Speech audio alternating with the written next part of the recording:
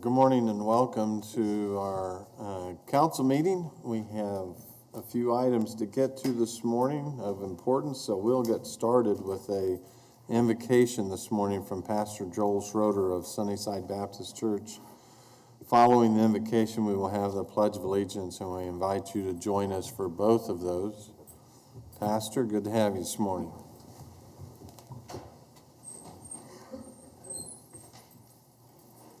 Let's pray. Lord, we love you so much. We just pray as we come together to meet that you'd give us wisdom, that we'd realize that things are complicated. We would take the time not just to think what's good for us, but what's good for many.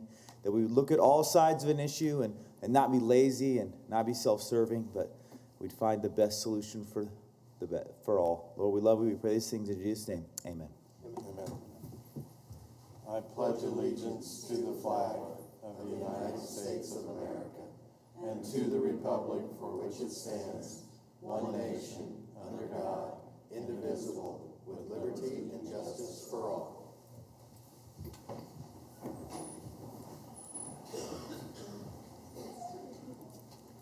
Pastor, thank you for joining us this morning. We appreciate it. We have the minutes of the October 1st, 2019 meeting. Any changes or corrections? Seeing none, I move that we approve those meeting minutes. Second. We have a motion and a second. All cast your vote.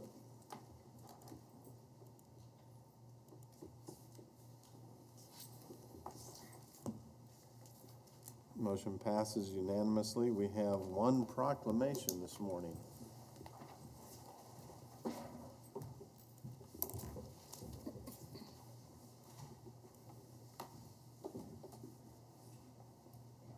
I think this proclamation for you ladies, if you want to join me. The proclamation is for Indigenous Peoples Day. We have the Native American Community Resources Coalition here with us. And you all look wonderful, outstanding. Good to have you this morning. Thank you for being here.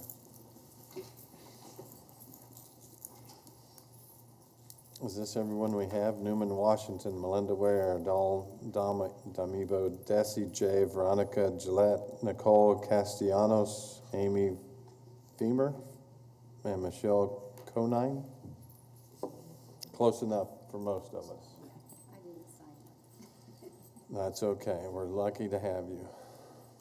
The proclamation from the city of Wichita. Whereas Indigenous Peoples Day was first proposed in 1977 by a delegation of Native nations to the United Nations sponsored International Conference on Discrimination Against Indigenous Populations in the Americas. And whereas the city recognizes the fact that Wichita is built upon the homelands and villages of the indigenous people of this region. And whereas historically the city has embraced our local indigenous people's culture, particularly the work of Black Bear Bosun, whose Keeper of the Plains is not only part of our city's skyline, but a prominent symbol of our city. And whereas the indigenous people were promised security and protection through forcibly relocated and their land seized to allow for European settlements.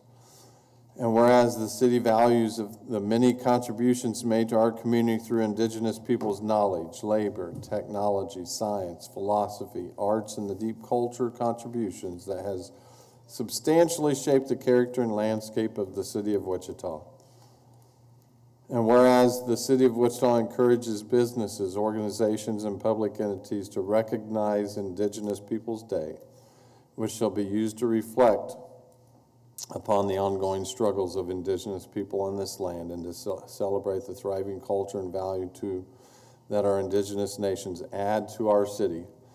Now therefore, be it resolved that I, Jeff Longwell, the mayor of the city of Wichita, along with the Wichita City Council, do hereby proclaim October 12th, 2019 as Indigenous Peoples Day and call upon the people of Wichita to celebrate the thriving cultures and values of the indigenous people of our city and strongly encourage community members, schools, businesses, public and private organizations, and other community partners to join communities across America in recognizing and promoting the well-being and understanding of the contributions of our indigenous communities. And who would like to share?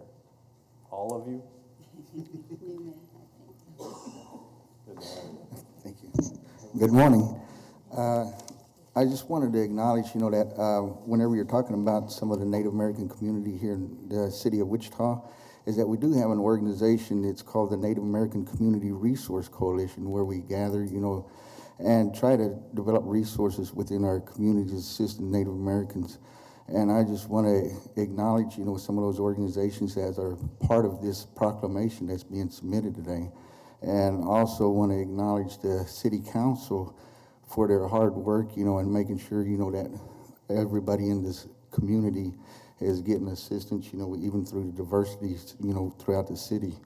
And with the Native American Community Resource Coalition, we have American Indian Council representatives, Hunter Health, Indian Southern Baptist Church, Call Nation, Mid-America All Indian Center, Native American Elders Council, Wichita Indian United Methodist Church, Southern Wind Native American Church, USD 259, Native American Indian Education Program, and the Wichita, Kansas Intertribal Warrior Society. And the reason I went down this list is some of you probably aren't familiar with some of these resources. There's a lot of times that we're grassroots, and when they talk about some people that are unheard of voices, is that we're continuously active. And there was some that was wanting to participate today, but there's other programs going on out in the community. And I just want to thank the city council for acknowledging it.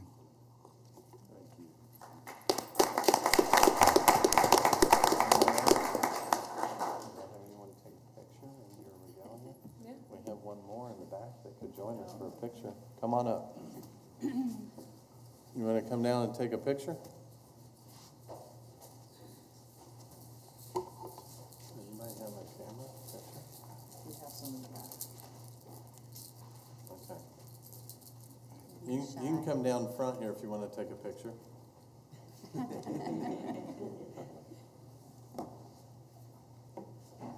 All right, thank you all. Thank you very much.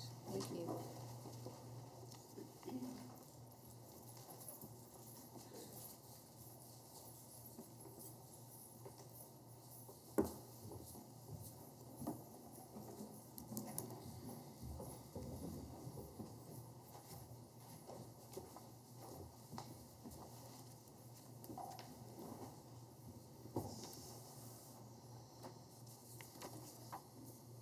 Madam Clerk, you want to call the next item, please?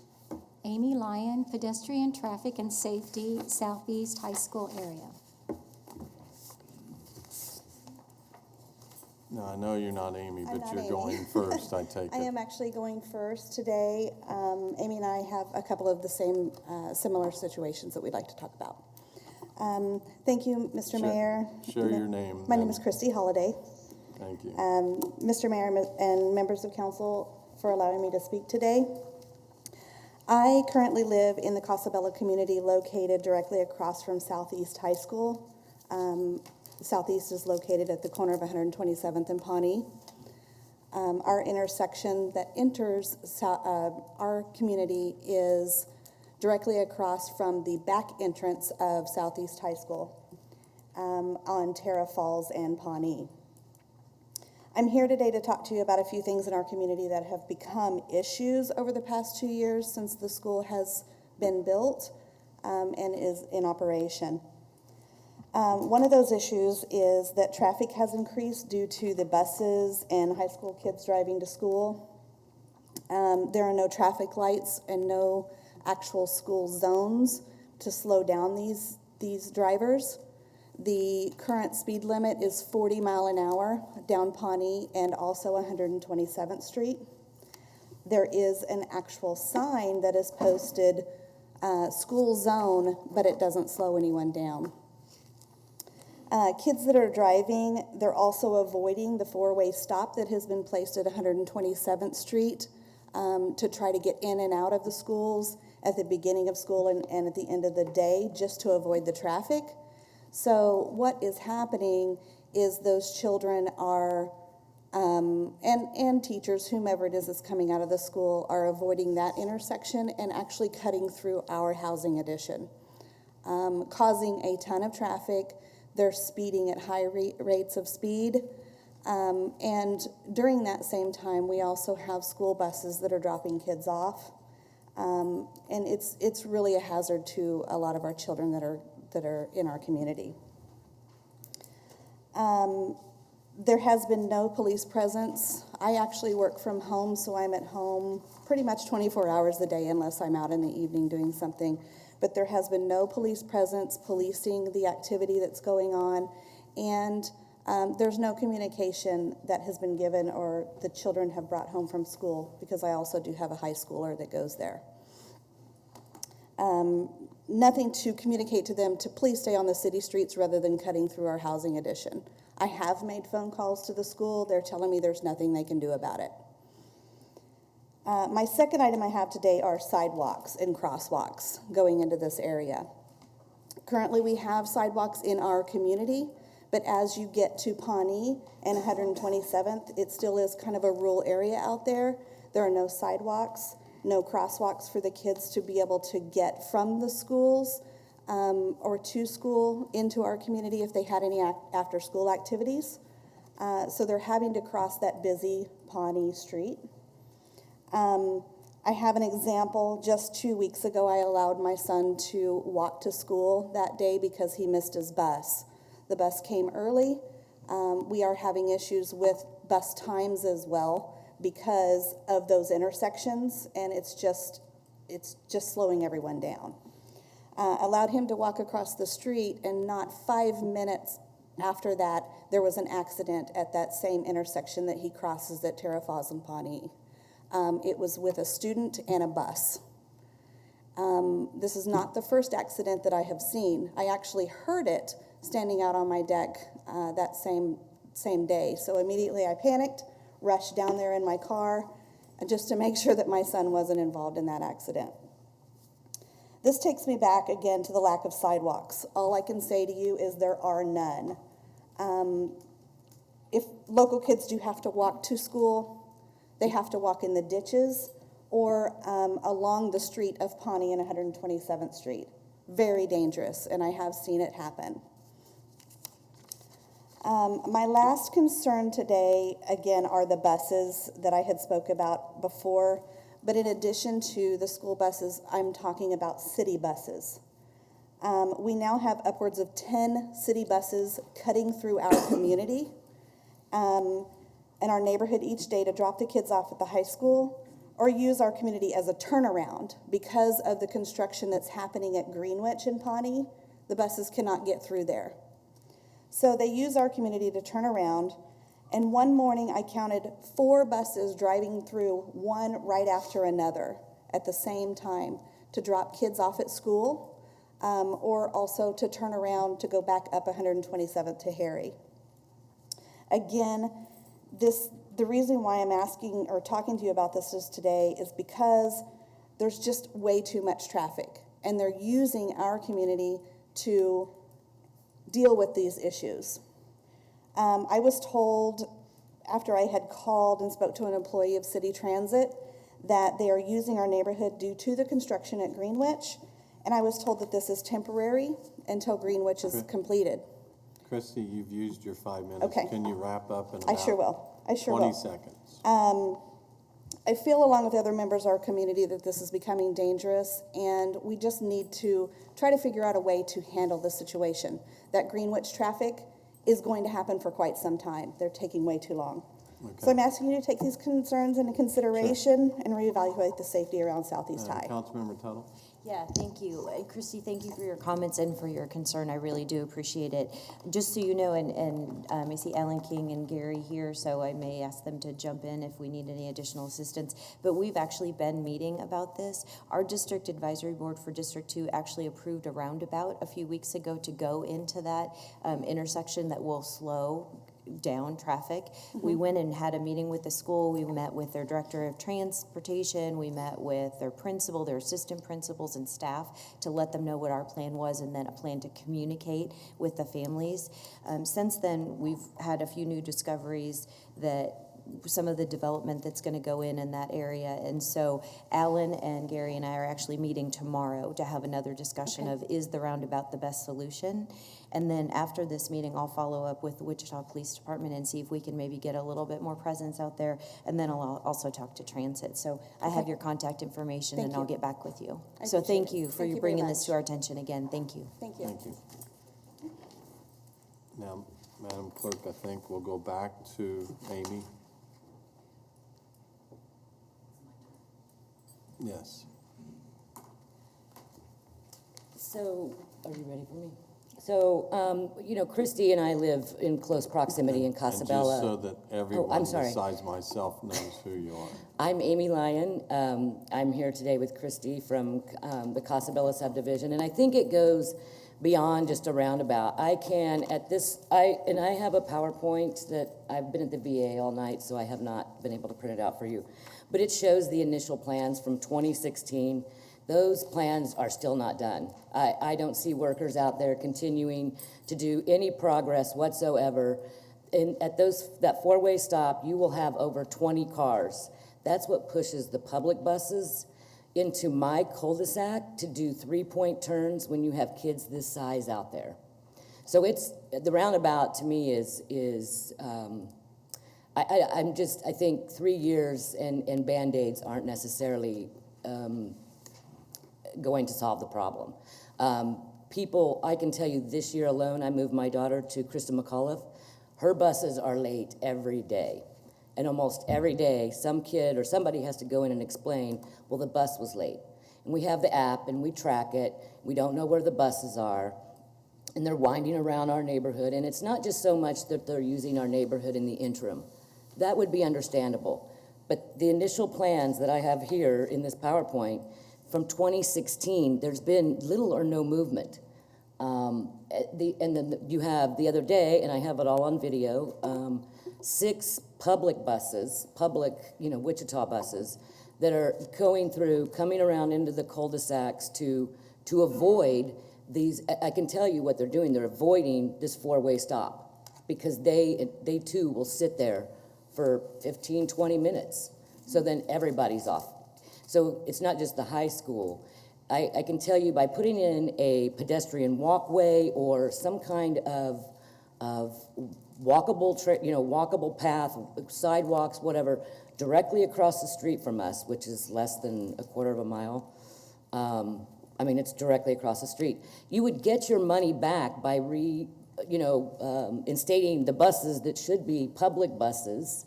When we talk to them, they're like, yeah, we're late on our other schedules, or there's gaps there. So you will have a return on your investment, I believe, if you were to put some kind of way for people to ride bikes or walk over there. The kids that are crossing, they're crossing back and forth whether it's there or not. Somebody's going to get hurt. The accident that Christy referred to was with a school bus. And that's just not okay that since 2016, in this initial plan, it's just been one Band-Aid after another, or little or no work at all. There is no work out there being done. So the kids that I see out in the cul-de-sac that are walking to their bus stops, and keep in mind, on some streets, we will literally have every other driveway with kids being picked up for the exact same school. I don't understand that either, but these kids are kindergartners.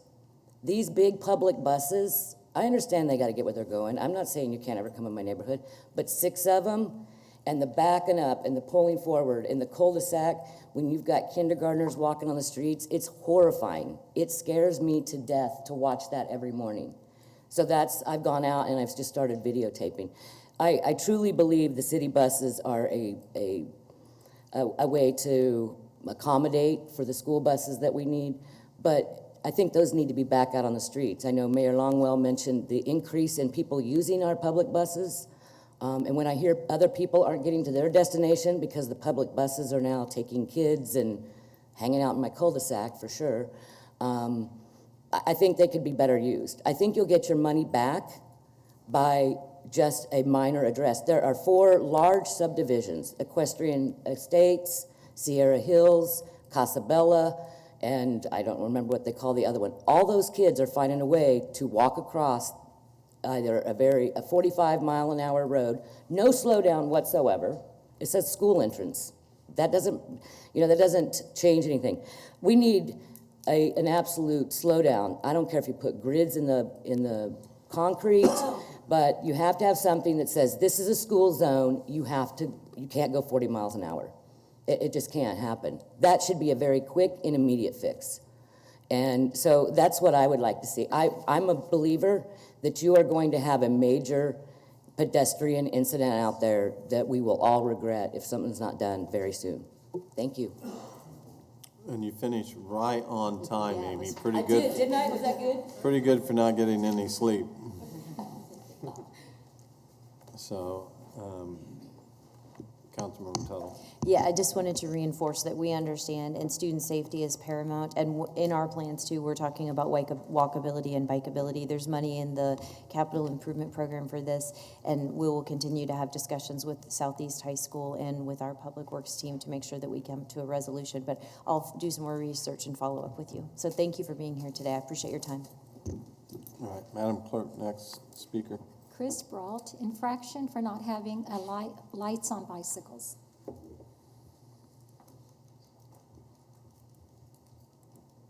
Is Chris Brault here this morning? Doesn't appear to be here this morning. So, well, let's go to the next speaker. Alan Trineri, common sense and critical thinking.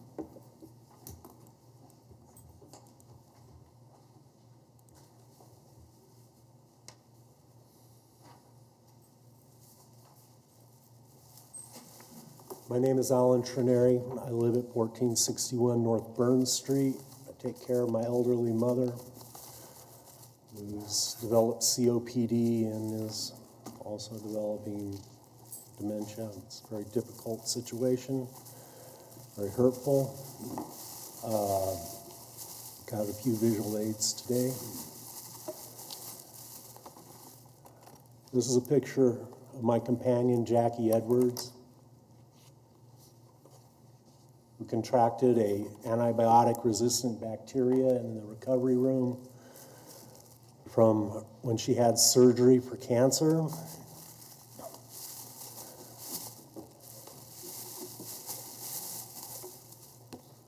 This is my uncle's book. It was my history book for this class, the Industrialism, the American Experience. I hung around with him while he worked on this book. And the gentleman who was my teacher in this class worked with him and saw me while my uncle was working on this book. Well, that's probably in 4th and 5th grade. So when I got into the classroom, the day that I was going to take this class, Mr. Jaworski looked at me and said, "Oh, Alan." And he looked at the class and said, "Okay, everybody, Mr. Trineri is the nephew of the man who wrote this book. So he has to sit in front of my desk and nobody gets to sit around him so you won't look at his paper. And he won't be allowed to answer any questions until I ask him because I want you guys to learn something." And another visual aid. HEB, which is Kroger's competition down in Texas, where my mother owns a condominium that got hit by Hurricane Harvey. We were just recently out there to finally get it ready so people can stay there. Recently, there was an incident on 21st and Amadon where a man was shot by Wichita police and they chased him into the subdivision. They chased him to my grandparents' house where my aunt and my uncle live. And this man who had been shot by the police accosted my aunt. I have a lot of respect for Gordon Ramsay. I was out here last week for Steve Gerald's promotion. I was also at the Sunflower Community Action Center when Gordon Ramsay was introduced, when there was a mass shooting near Newton.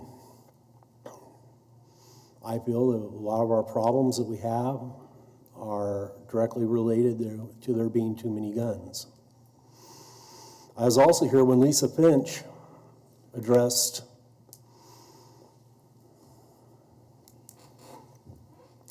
because Andrew was shot. And Justin Rapp is still on the police force. I'm very much disturbed by this. I hear Justin's father talking about police making mistakes as he's advertising his lawyer business. Riverfest, a few years back, it was decided that it'd be a good idea to apply glyphosate along the river to clean it up so that it'd be pretty before Riverfest.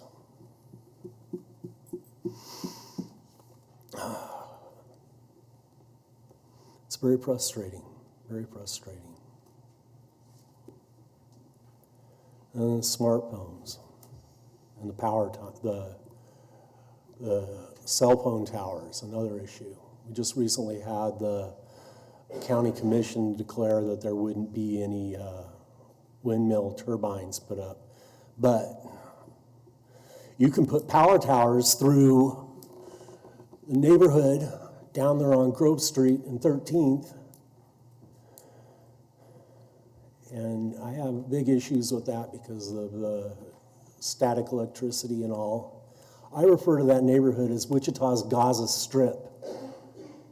Now, they wouldn't put those down on 13th and Rock Road because the people there matter. The people over there on Grove Street don't. I've done a lot of canvassing, and most people on Grove Street are very, very kind, very nice, always polite to me. Whereas the people out in Derby, pretty rude. And on that, I'll cut it off, and I'm trying very hard not to get agitated. My great uncle always used to talk about blame and pointing a finger, and to remember that when you blame, you're pointing 3 fingers back at yourself. So, thank you for your time. I really appreciate it. And I would say something about this. Councilmember Johnson. Thank you, Mayor. Just to respond to that last piece, we are still having conversations with Evergy about removing some of those poles in that transmission route. There will be a community meeting that comes up very soon where the community will be invited out to see the options that they have on the poles that will be removed, and that conversation will continue. And we're also continuing to have conversations about the bill that Representative Finney proposed on the state level that would give third-party oversight to KCC. It's an ongoing conversation, but we are still talking about it. Well, I worked on Thank you. Thanks, Mayor. case on it, so I know what happened when you installed those poles in front of those people's houses. All right. Dirt coming out of the ground. Very Madam Clerk, next item, please. Consent agenda items 1 through 13. Any items need to be pulled for discussion or clarification? I move that we approve consent agenda items 1 through 13. Second? We have a motion and a second. Cast your vote. Motion passes unanimously. Madam Clerk, next item, please. Report of Board of Bids and Contracts dated October 7th, 2019. Good morning, Mr. Mayor, City Council. Hannah Lane, Department of Finance, here to present the October 7th Board of Bids. First engineering bid we have is Twisted Oak Sanitary Sewer Improvements to serve Timber Lakes Estates Edition. Recommendation is Don Liner and Sons Construction for $78,975. Paving on Amidon Turn Lane to serve Twin Lakes Edition. Recommendation is Barclay Construction for $41,359.30. Mobile printers and hardware deferred to October 14th Board of Bids. Orchard Park Recreation Center flooring deferred to October 14th Board of Bids. Fiberglass hinged frame and lids. Recommendation is virtual polymer compounds for $92,500. Repair and replace sludge press screener for Plant 2. Recommendation is Huber Technologies for $96,250. That's all the bids. With that, I'll stand for any questions. Any questions? Seeing none, I move that we award the bids as presented. Second? Motion and a second. Any discussion? Cast your vote. Motion passes unanimously. Madam Clerk, next item, please. Public hearing considering an expansion of the Union Station Tax Increment Financing District and considering a development agreement for the Union Station Project Area 3 plan. Good morning, Mayor, members of City Council. Mark Elder with the Office of Economic Development. The item before you today, it's public hearings. There's a public hearing for the expansion of the Union Station redevelopment district, as well as a public hearing for the consideration of the development agreement. Those can be held simultaneously for this issue. Union Station was originally established in 2014 for the redevelopment of the Union Station in downtown next to the rail corridor. It's approximately 10 acres, but it includes the Union Station building terminal as well as the related buildings nearby. And originally it was planned to be redeveloped in 3 phases. The developer recently has acquired additional land that was adjacent to the redevelopment district and has requested to include that, and as well to be able to include those, not only the increment that they'll generate with this redevelopment, but also to include any increment they generate on there and the improvements they place in that district, in that additional area. This additional area is approximately about 1/2 an acre, and it does add a project area to the redevelopment district, so now there'd be 4 areas. It's 40,000 square feet rehabilitation as well as an expansion, so the total would be 40,000 square feet of the Ice House building. Their estimated cost to do this redevelopment would be about $8.7 million. And so that's kind of related to the district. With the development agreement that we're also considering today, that Ice House building would be about 40,000 square feet of commercial space, with 27,000 is what the building is today. They'll be adding an additional 13,000 square feet with their new construction. They would also be doing private construction of the Rock Island improvements. Along Rock Island, the road repairs, as well as some lines underneath the surface that need to be updated in order to support the new improvements happening along Rock Island. The Ice House building here, this is on the east side of the building. You can see the difference between the brick existing building as well as the updated building for the new construction. And then this is the west side of the building that faces Meade Street. For the development agreement, the developer is committing to pay-as-you-go TIF financing, so there would be no city bonds issued for this. They would all be, the developer would pay for those costs and then be reimbursed as it generates TIF increments. They would also begin construction no later than a month after the execution of the agreement, as well as agree to substantial construction of this phase of the project no later than April 1 of 2021. For this, the city will make a payment of no more than $350,000 for the Rock Island improvements. We just got numbers in today. That's actually about $312,000, so that's what we'll be putting in for the agreement, as well as pay-as-you-go TIF reimbursement for eligible expenses of $317,170. Now, those expenses are only eligible following adoption of a project plan, which would be the next steps after the expansion of the district today. Otherwise, and so that's how those would happen. And the development agreement allows for that to occur, giving approval for the developer to be reimbursed if the city council adopts the project plan later down the timeline, but they'd be moving forward those expenses, otherwise at the risk if that does not happen. So following the moves today, the approval would allow for the improvements to begin on the Rock Island corridor. But with the expansion of the redevelopment district, there's a 30-day time period where both Sedgwick County and USD 259 consider the TIF expansion and can make a determination if there's negative impact. If they have a determination of no negative impact at that point, they can either let the 30-day time period expire, or if they find a negative impact, they would have a veto period. But during that 30 days, we wait for that decision. Following that, if there is no determination of a negative impact, at that point, staff could bring forward a project plan for this redevelopment of the 3rd phase of the Union Station redevelopment. With that, I'll stand for any questions. There's also a representative from the development if you have any questions for them. Any questions? I know that was exciting. Is Amy still awake after that presentation? I know.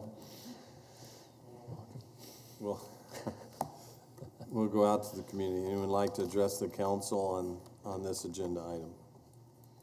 Seeing none, we'll bring discussion back to the bench. Councilmember Johnson? Thanks, Mayor. I actually had a question first. Do we know what the impact is? And maybe I missed it, but what's the impact to the district, the school district? As far as the additional increment by this project, it's identified in the agreement, but it's a little over $4 million what the estimated TIF increment would be for that. Okay, and then I'm just asking some questions that were asked of Yes, me. sir. Also, so we are approving this up to 17,000. 17,000.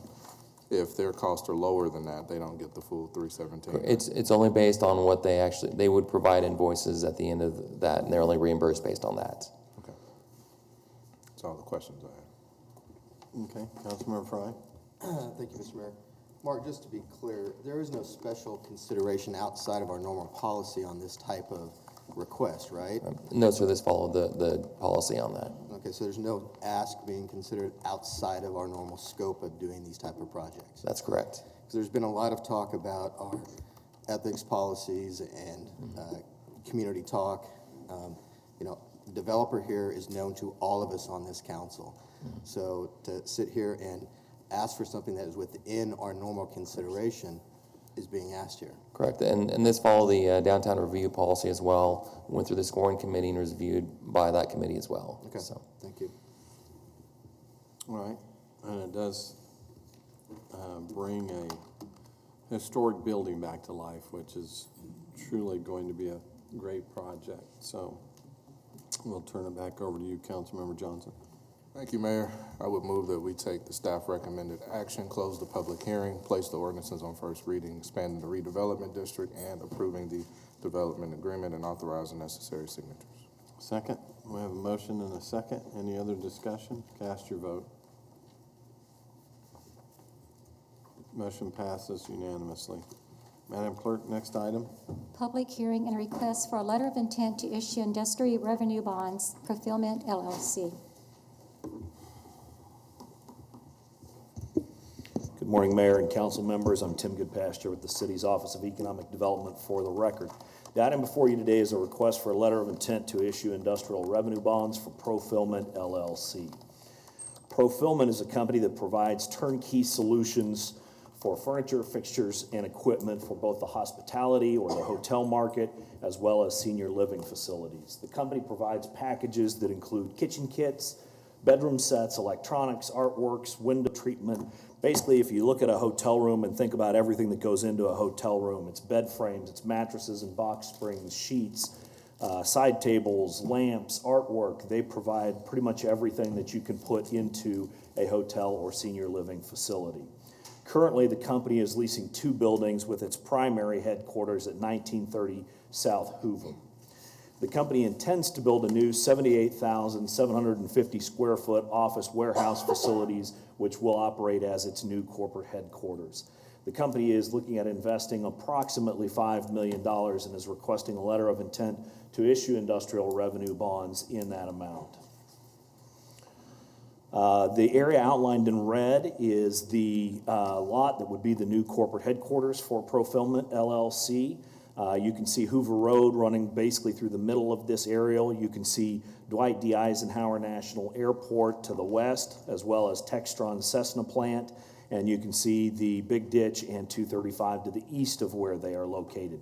So this is between Harry and Pawnee on Hoover Road. This is an elevation of what the front of the building would look like facing west. And this is an outline of what the interior of the facility would look like. So you can see approximately half of the facility would be office and half would be warehousing for distribution. The company currently employs 17 and plans to add 9 new employees over the next 5 years at an income of $42,000 or greater a year. The project qualifies for an 81.5% property tax abatement. the value of an 81.5% property tax abatement, looking at the $4.1 million investment in real property improvements, and assuming that the appraiser's office appraises that at 80% of that value, since we rarely see a dollar-for-dollar increase in value, would be a total savings to the company of approximately $78,000 a year, and approximately $22,000 of that would be the city's share of that property tax abatement. A cost-benefit analysis was completed by the Center for Economic Development and Business Research at Wichita State University, which showed a ratio of benefits to the city overall of 1.34 to 1, 1.30 to the city's general fund, and 1.42 to 1 for the city's debt service fund. Therefore, it is the staff's recommendation that the City Council close the public hearing, adopt the resolution of intent, and authorize the necessary signatures.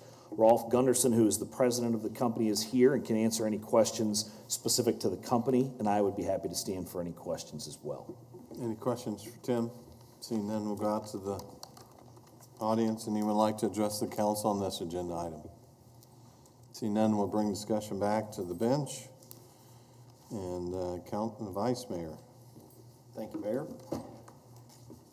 Glad to see the continued growth in the area, and I'd like to take the staff's recommended action to close the public hearing, adopt the resolution of intent, and authorize the necessary signatures. And I will second that. We have a motion and a second to grow Wichita. Any questions? Cast your vote. Motion passes unanimously. Madam Clerk, next item, please. Amendment to the Delano Catalyst Community Improvement District. Again, Mayor and council members, Tim Goodpasture with the city's Office of Economic Development for the record. This item is a request for an amendment to the Community Improvement District for the Delano Catalyst site. On January 9th, 2018, the Delano Catalyst Community Improvement District was approved by the City Council.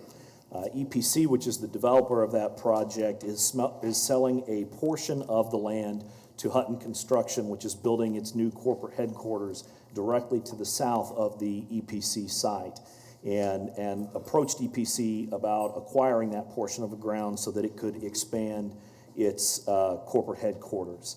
As part of its acquisition of this parcel, Hutton has requested that the portion that is being sold to them be removed from the Community Improvement District.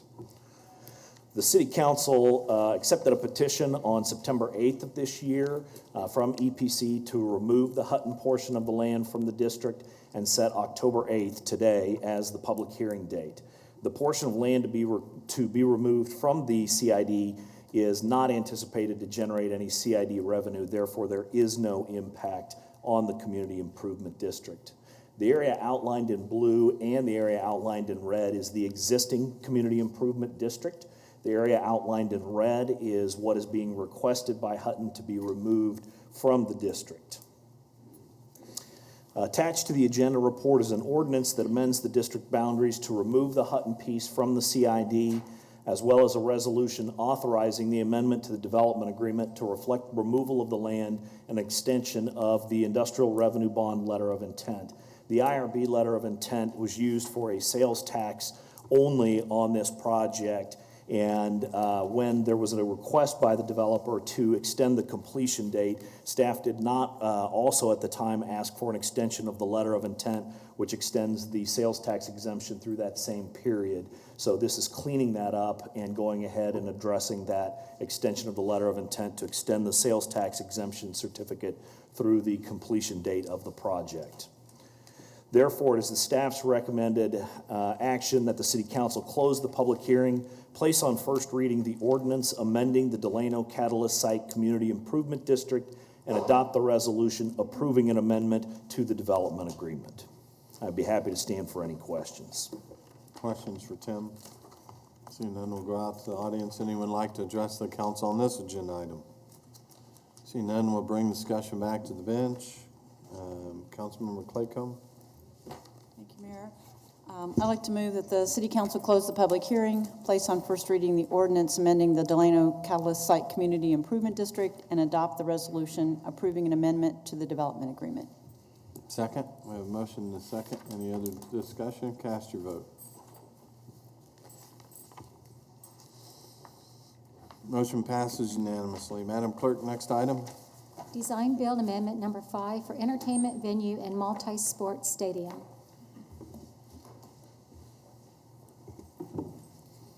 Morning, Mayor, City Council members, Paul Gunzelman with Public Works and Utility. Before you this morning is guaranteed maximum price number 5 for the stadium. I want to walk through the site with you just briefly here, give you an update on where we are. In the foreground, you can see the museum team office building with the stair tower and elevator tower being constructed.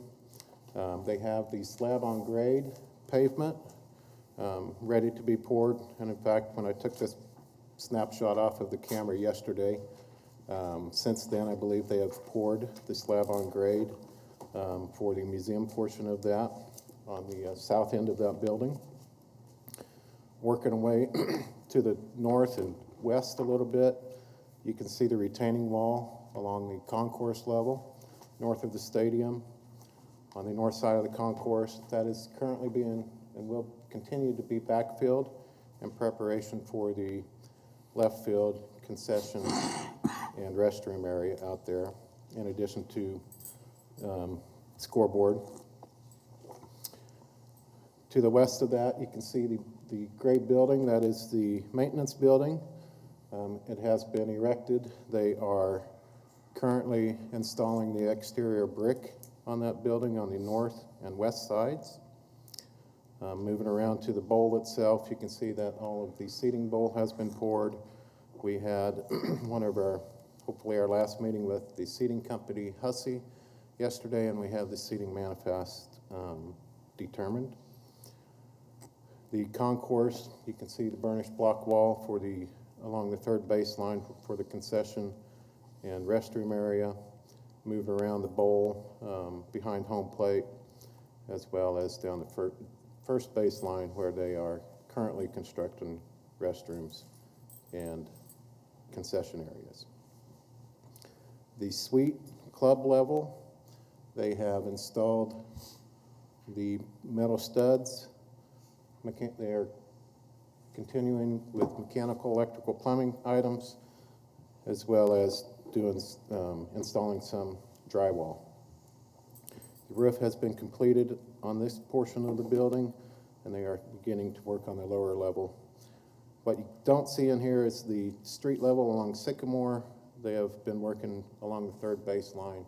They've got a lot of the exterior skin installed and working towards the batting cages area behind home plate.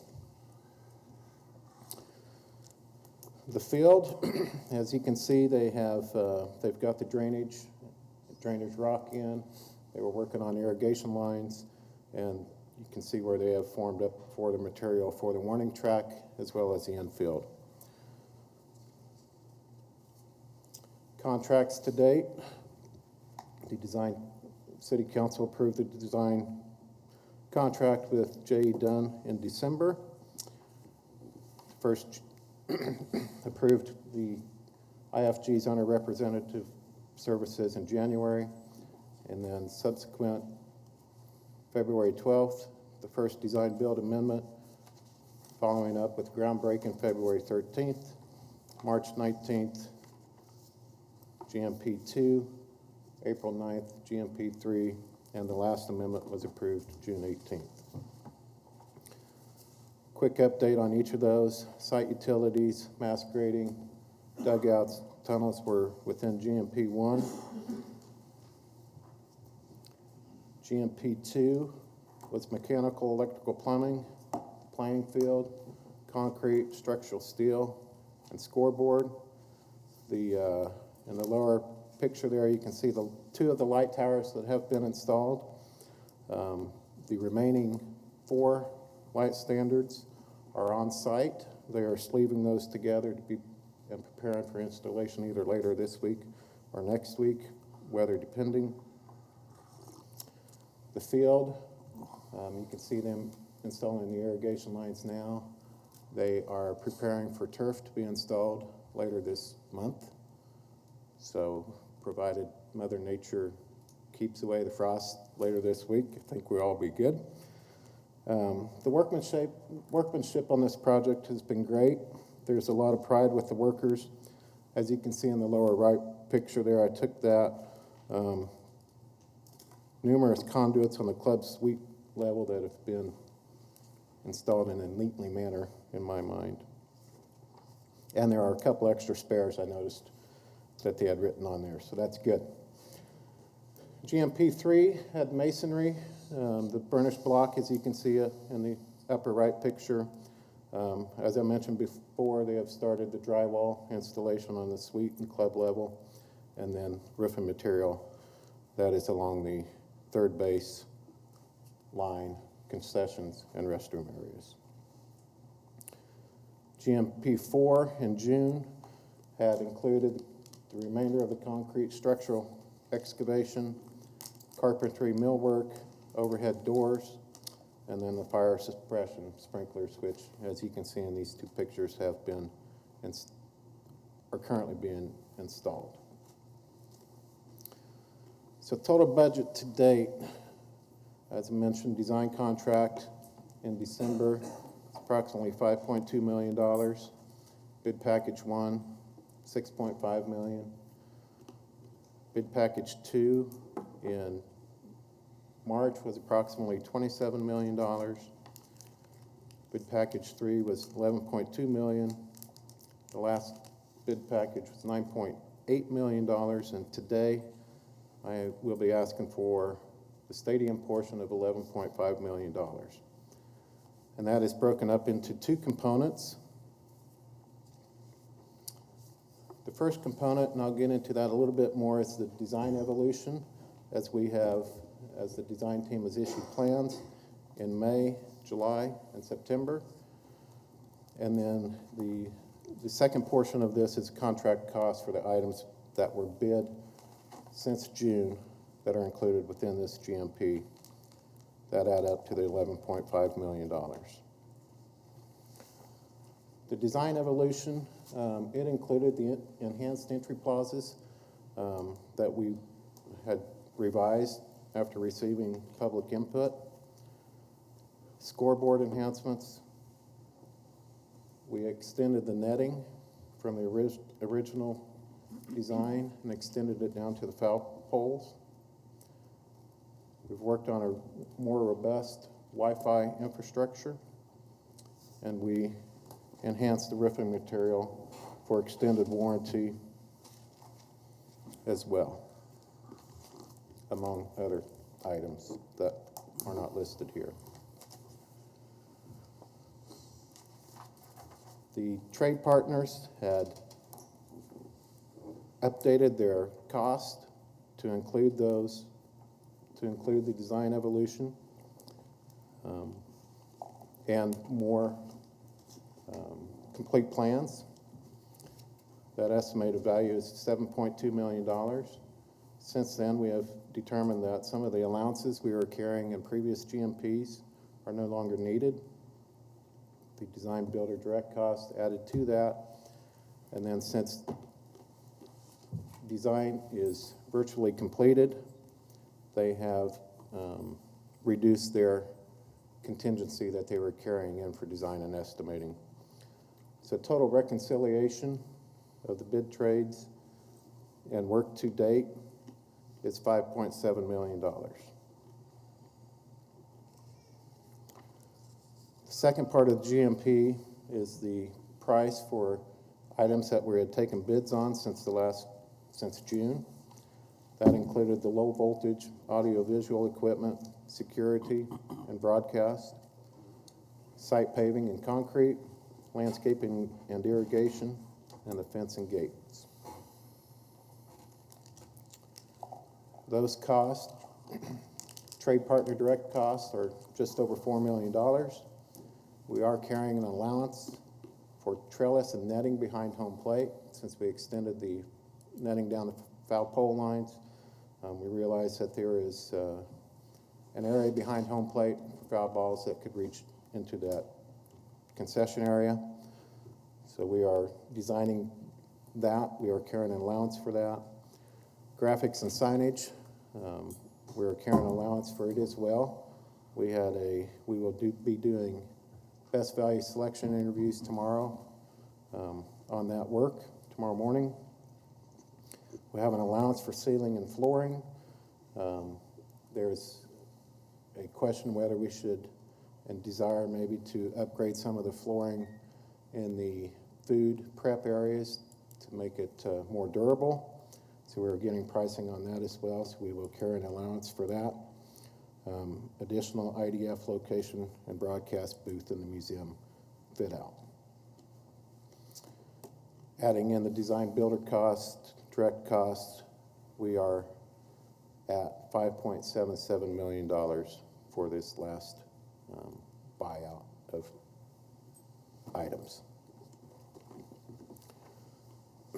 Again, going back to total budget to date, so down at the bottom, bid package 5, if we add those dollars in, total to date, we are at $71,386,580. As you recall, we had a total stadium budget of $75 million, which included our city soft costs as well.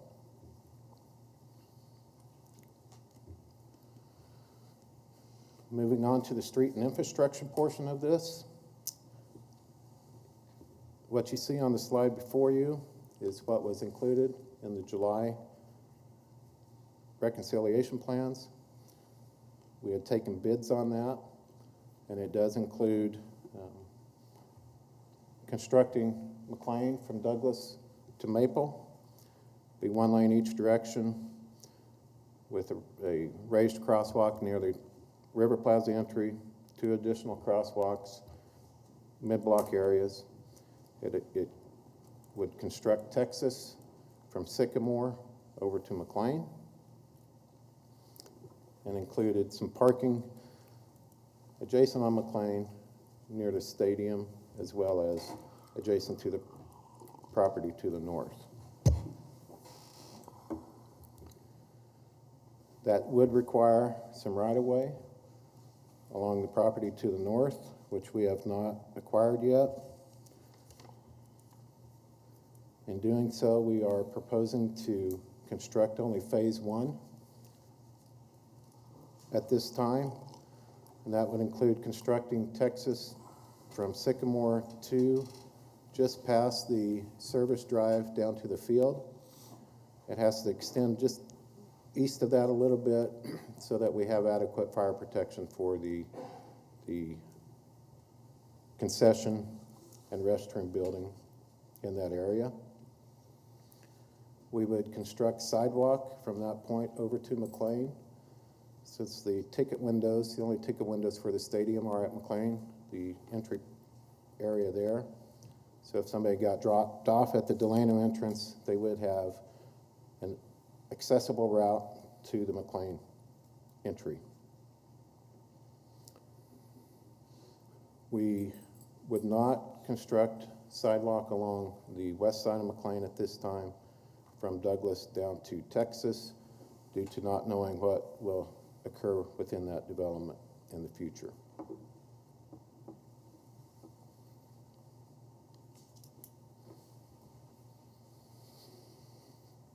The price to date for the street and infrastructure, the GMP one had just over $1 million, and that included some of the excavation and utilities near the stadium itself.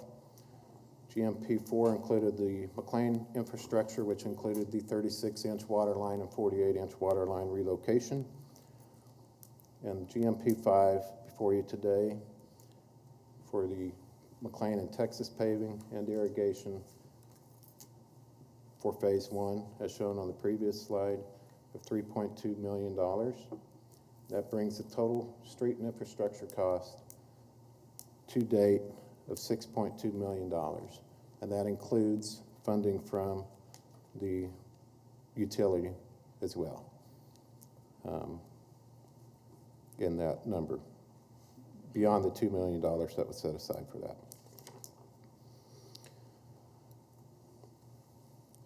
So today, with the $11.7 million for the stadium and the $3.2 million for the street and infrastructure, I'm asking for approval for GMP 5 for a total value of $14,916,323, which brings the total price to date for both components to $77,734,952, which again is a bit above the $77 million. However, we do have funding from the utility budget to pay for the utility work.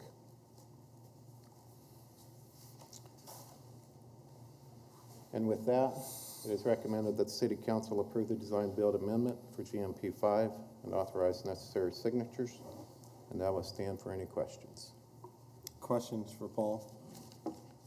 Seeing none, we'll go out to the audience. Anyone like to address the council on this agenda item?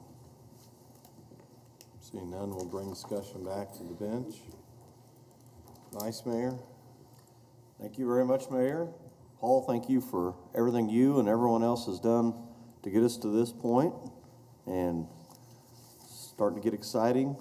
Going to see some grass in there soon, so I'd like to go ahead and take the recommended action to approve the design build amendment and authorize the necessary signatures. And I'll second that since Councilmember Claycomb doesn't want to.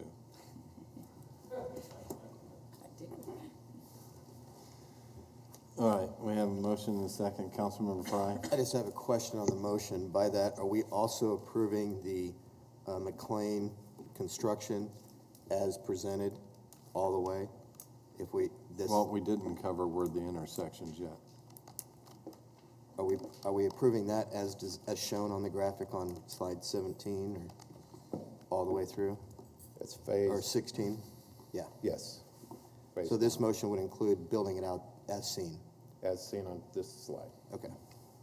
We were talking about at one time still potentially doing roundabouts. Is that out of the discussion now? Yes, it is not included within this. I know it's not in this. We do have we have the roundabout at Douglas and McLean, almost completely designed. There are a few things. We have asked for pricing on that from the contractor that will be doing the work as shown on this page, and we have that dollar amount. It's approximately $1.2 million. But this work that we see on this map would not interfere with the possibility of adding roundabouts. There would be a little bit of pavement rework at the along the south leg there near Douglas. That would have to be redone.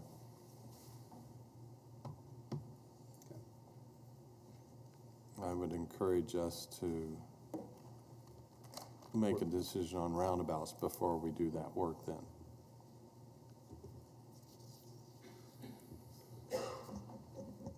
So we have a motion and a second for this last GMP. I'm not asking for it to be part of the motion. I'm just telling us to hopefully before we make the final decision on roundabouts, we can potentially not do the work there at Douglas and McLean until that decision's made. All right, any other discussion? Cast your vote.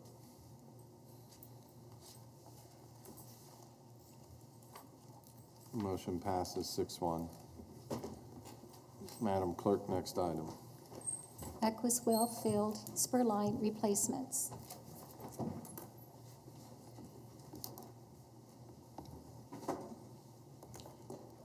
Good morning, Mr. Mayor, members of council. The item before you this morning involves replacement of the wellfield spur lines for the production of raw water. The project location is in the city's well field located in the Equus Beds Aquifer, northwest of the city in Sedgwick and Harvey counties. The city's well field includes 74 groundwater wells related to the production of groundwater as well as for the injection of water and recovery of ASR credits. 55 of the wells have senior water rights and are involved in daily production of water for treatment and consumption by the public. The spur line piping, those are pipelines that connect production wells or a group of wells to the main transmission line. And then the main transmission line carries the water to town for treatment. A number of the spur lines are at the end of their expected life. And when a spur line breaks, the associated wells are temporarily out of service until repairs can be made. It's important to note at this point that doesn't present a challenge with being able to meet daily demands. And throughout this project, there will not be any service disruptions, and customers won't realize any difference in water quality. However, when we have to react to a break, it's disruptive to routine wellfield operations. It's inefficient, costly, can cause crop damages for our neighbors. And so the proposed project will implement a proactive approach and a replacement program to optimize the use of our groundwater and provide savings through efficiencies. The slide before you, I'd like to draw your attention to the photograph on the right. Now, this is a leak that we fixed in February of this year. And if you'll note in the foreground of the picture on the right, you'll see the white segment of pipe there. That was where a previous repair had taken place. So when we start to see reoccurring leaks on the line, we know that it's time to move forward with replacement. And so the project scope will include project design, easement acquisition, some construction, inspection, and city oversight of the spur line replacements. There's funding available in the adopted 2019 to 2028 capital improvement program for spur line replacements. Staff requests funding in the amount of $600,000 for this phase. There is funding available in future CIP years to replace the remaining lines. For this phase, there's $400,000 available in the 2019 program and $200,000 available in the 2020 program.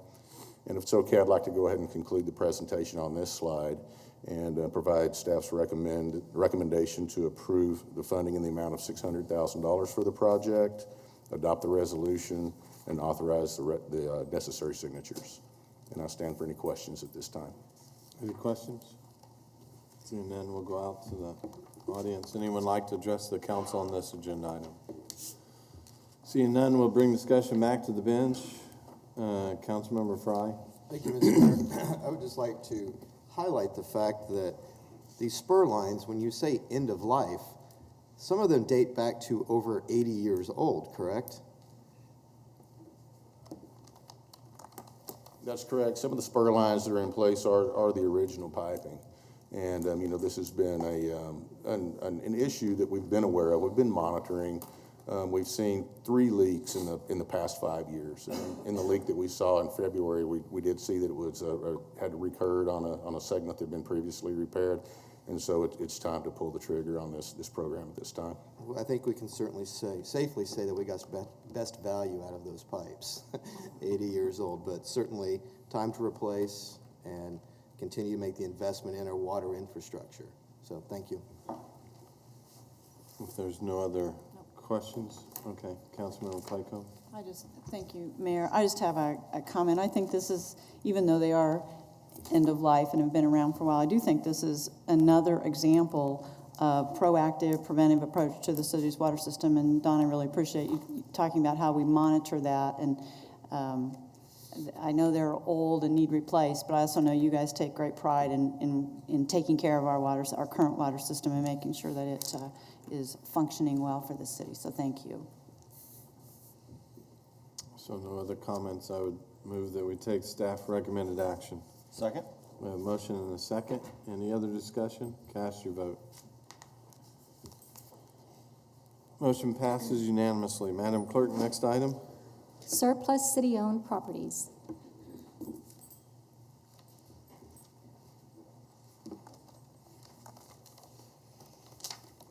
Mayor and City Council, John Philbrick, Real Estate Administrator. The item before you is a request to declare 3 different city parcels surplus. We have, per our real estate disposition policy, when property is considered unnecessary for the city's operations and doesn't have a significant independent development potential, these can be declared surplus and then marketed on the open market for sale. The three properties that we're looking at are 1300 block of South Ridge Road, 13130 West 37th Street North, and then in the 1200 block of North Wellington Place. We have presented all of these internally to city departments. No pending city use was identified, and so we would like to declare these surplus. The first parcel is a undeveloped tract of land in the 1300 block of South Ridge Road. It has 5.2 acres. It is zone limited industrial. It was acquired back in the mid-70s for the Kellogg, what was then Mid-Continent Airport Parkway project, now Eisenhower Parkway. The parcel is access controlled to Kellogg and Eisenhower Parkway, so your only access is off of Ridge Road, which still exists to the east of the property, access back to the south. We're asking to put this one out for market now because we have been getting some requests and some expressions of interest as development in that area picks up. The next property is a residential property located at 13130 West 37th Street North. This is a single-family home located on 8 acres. House is approximately 2,300 square feet, built in 1990. It was acquired when we were assembling property for the Northwest Sewer Plant project. The property is surrounded on 3 sides by city ownership, and when the project was being developed, the owners requested city purchase the property because they were concerned about being surrounded by the project. All but about 1 acre of the site is in floodway. The improvements are out of the floodway, but the rest of the property is impacted by the Cowskin Creek.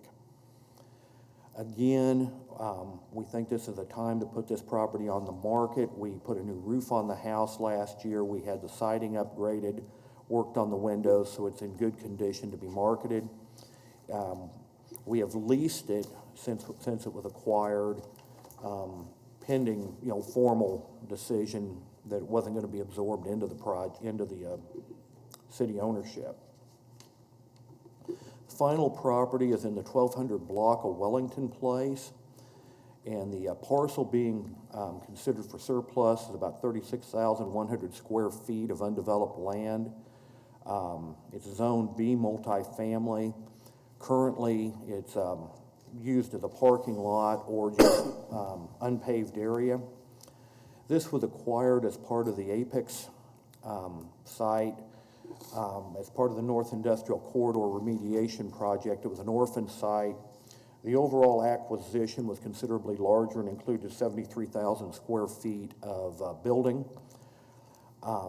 Buildings are still being remediated, but this particular site is clean, and environmental health has asked that we see about surplusing the property so they can avoid continuing to have and to maintain and mow the site. It is recommended City Council declare the 3 properties surplus, make them available to the general public. With that, I'll stand for questions. Any questions? Vice Mayor? Thank you.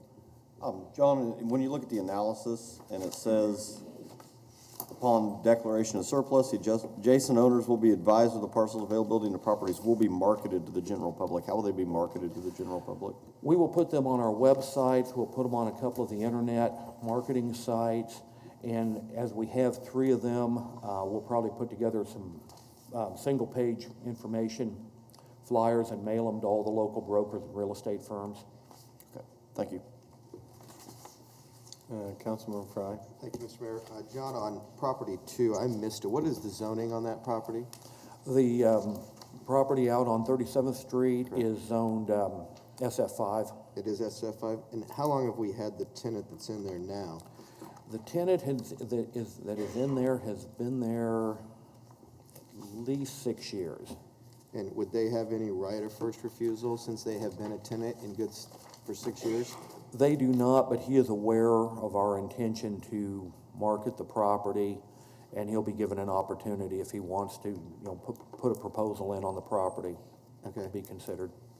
And if it that person chose not to stay, what is the out? I mean, is that to be determined? I mean, 6 months or month to month, or how do we do that? He is on a month-to-month lease. Okay. But again, he is aware of what we're doing, and as soon as we get close, if it looks like we're getting close to a sale, we'll let him know so that he'll have, probably 60 days. Thank you. Okay, we'll go out to the public. Anyone like to address the council on this agenda item? Seeing none, we'll bring discussion back to the bench. Is there any other discussion? If not, I would move that we take the staff recommended action. Second. We have a motion and a second. Any other discussion? Cast your vote. Motion passes unanimously. Madam Clerk, next item. Repair or removal of dangerous and unsafe structures.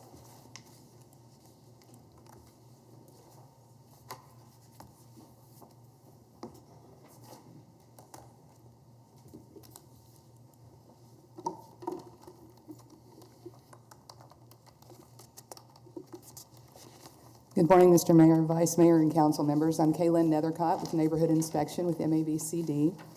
On August 5, 2019, the BCSA held hearings on 7 properties and referred all 7 properties to the City Council for condemnation.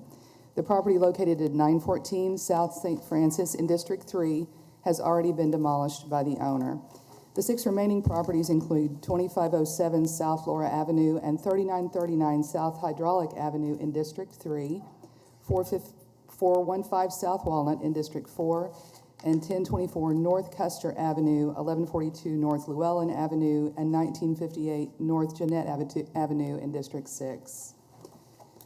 The first property is 2507 South Laura Avenue. Neighborhood Inspection has had a housing case on this property for over 2 years.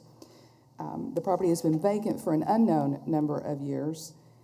All attempts to gain compliance have been unsuccessful. The house has continued to deteriorate with missing siding, a sagging and worn composition roof with holes, rotted wood trim, and rotting framing members. The accessory structure has also previously been damaged by fire. Since 2011, there have been 7 nuisance cases, 1 tall grass and weed case, and 1 emergency board-up case on the property. It's had nuisance conditions abated 3 separate times. The 2017 and 2018 taxes are delinquent in the amount of $2,474.32. A total of $1,492 in special assessments are outstanding for 2019 and 2020 for abatement, board up, and tall grass and weeds. In the past 5 years, there have been 7 reported police incidents at this location, and the property is currently secured.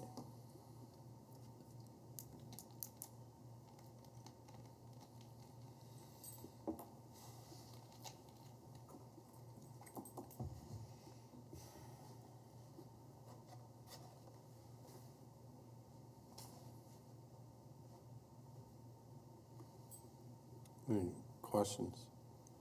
Councilmember Clendenin? Yeah, is the owner of this property here today? The owner is not, but I do believe there are some neighbors who'd like to speak. I would love to hear if they would like to come speak. I'm happy to ask anybody who'd like to speak on this to say something. So if we have neighbors here that would like to address the council on this particular property, please.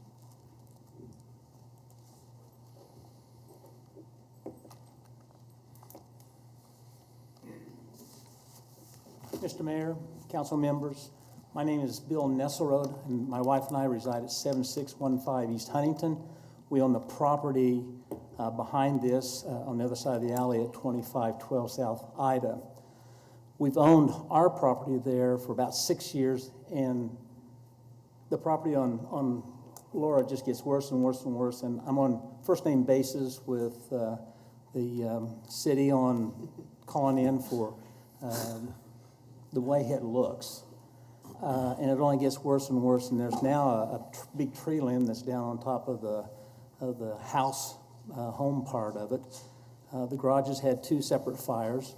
The house has had 1 fire, and we're starting to see rodents and other vermin, and we see people hanging around there all the time. We've noticed through our security cameras that children are playing around in that tall grass, and it is an eyesore. And I speak for other neighbors that we've talked to about this, and we would really appreciate it if you would condemn it and demolish it. And if it takes any longer, we would like to buy the property. And we would be willing to do whatever we need to do that to maybe save the city some money. So that's all I have to say. I just hope you will. So Bill, condemn thanks and for coming demolish. down and sharing with us. We often hear from people in the community complaining about personal property rights of the individuals that we are forced in many cases to condemn their property, and we try and share that it impacts the property rights of the owners around that property, oftentimes much more so, and you're a perfect example how it impacts your property rights and what you have to deal with that you shouldn't have to deal with because people are not being responsible. So thank you for coming down and sharing, and it does help. Yeah, Thank you for hearing. thank you. Did Bill do an adequate job of speaking for all of you, or are there more that would like to share? And I did it in less than my 5 minutes. Absolutely, Bill. Most appreciated. I'm sure that there'll be some special award given to you.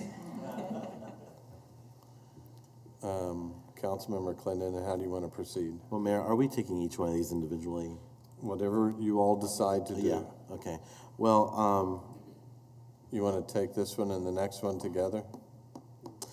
yeah, let me just speak to this one real quick. I'm fine taking A and B together. Just knowing that this house has drawn crime, it's drawn other nuisances. It's a danger, actually, to the community. Mr. Mayor, I'm fine with the recommendation to Sure. condemn and tear down. Why don't we go ahead and take the 3939 South Hydraulic, and we may take those two together then. Councilmember, is that works for you? Yeah, All right. The next property is 3939 South Hydraulic. We've had a housing case on this property since January 2019. The property's been vacant for an unknown number of years. The house is deteriorated with rotting and missing siding, a deteriorating front porch, rotted wood trim, and framing members. There has been one accessory structure removed since the August 5th Board of Code Standards and Appeals meeting. Now, it's my understanding there's 2 family members of the deceased owners here, and that they did pay the property taxes in full yesterday. In the past 5 years, there have been 3 reported incidents at this location for the police. So, Councilmember Clendenin. Does anybody want to speak to this property? If you do, come on up and we can have a discussion.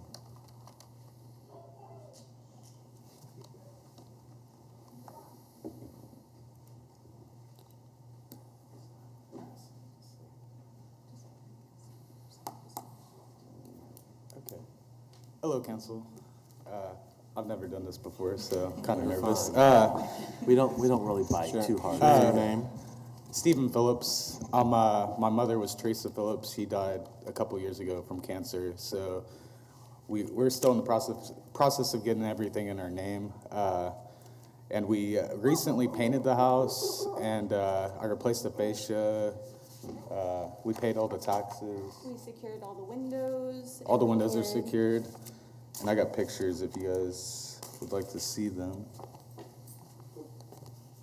Or do I do that, or? So you can hand those to the clerk. Yeah. Okay, and that's the start. Okay. The back ones are the new ones.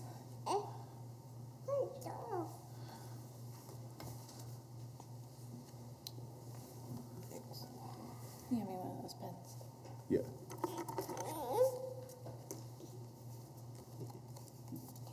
Is the property in your name now? No, we're in the process of probate at the moment. We're just trying to get everything like fixed on the house, and she's in the process of filing the paperwork. And there was a statute I read up on that said that payment of taxes. Hold on one second. Yes, sir. So would you share your name and? Sorry, I'm Tiffany Phillips. Okay, Tiffany, thank you. But go ahead. But it said that the payment of taxes, especially considering we've been doing it for years, is enough to show ownership in the property. So, and we're gonna be filing some more paperwork with probate this week. Okay. But we would have it ready. We'd have it, everything inspected, and hopefully have it ready to rent in January if you would give us the time. Have you worked with your council member at all? No, we have no experience with this, so we had no idea. It's okay. So, Mayor, if I might, so let's do this. It sounds like you guys are going through a process because of a death in the family, and you guys are actually putting some work into it. You've paid the taxes, which is actually a big deal to us on it. So, Kayleen, can we just set up a meeting to meet with the family and just discuss kind of what they're planning on doing and maybe put a plan together? It sounds like they need maybe 3 or 4 more months, and especially since taxes are paid up, council, I'm comfortable recommending that we hold off on any action on this one until we're able to give them time to get this through probate and get it taken care of. The only question I had, Kayleen, you might be able to answer for me, what was the nature of the police complaints? Was that before they had secured the property and boarded the windows? I do believe so. I don't think we've had anything there recently. Nothing Let me recently? just double check my notes here. Okay. All right, well, thank you both for coming down. And, Okay. All three of them. So, yes, all three. thank you guys for coming. We'll have a conversation soon. Yes, sir, thank you. You bet. But before we do, please continue full speed ahead with your, Yes, sir. all right, Yeah, great. that's our main item. Thanks. Mayor, do you want to take these 2 up right now? Because I'm happy to. Yeah, make a motion. so let's, since these are the only 2 from District 3, why don't we address the 2507 South Laura Avenue first? Mayor, I'd move that we would take staff's recommended action on 2507 South Laura. Second, and that is a motion and a second to take staff recommended action to condemn and proceed with demolition. Any questions? Cast your vote. That passes unanimously.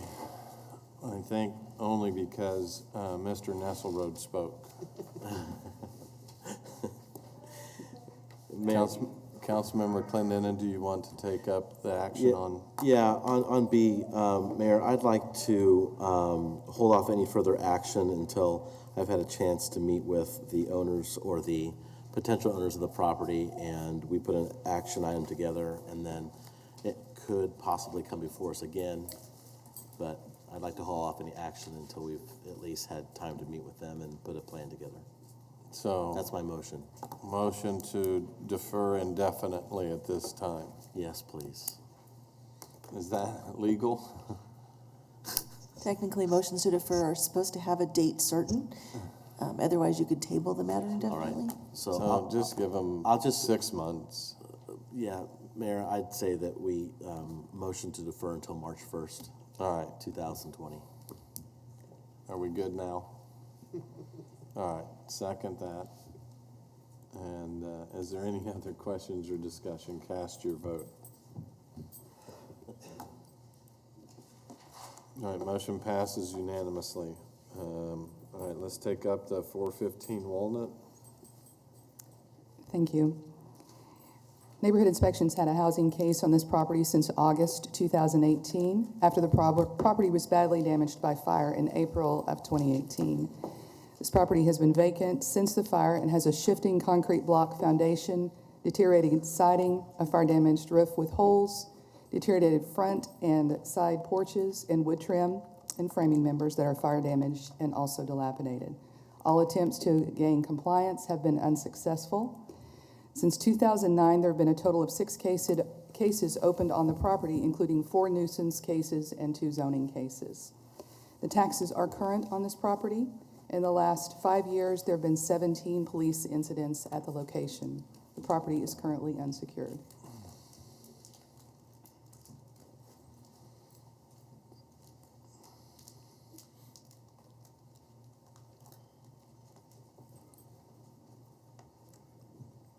So This is Vice Mayor's neighborhood. You have questions? How do you want to proceed? Is there anyone here from the public that would like to speak on that? All right.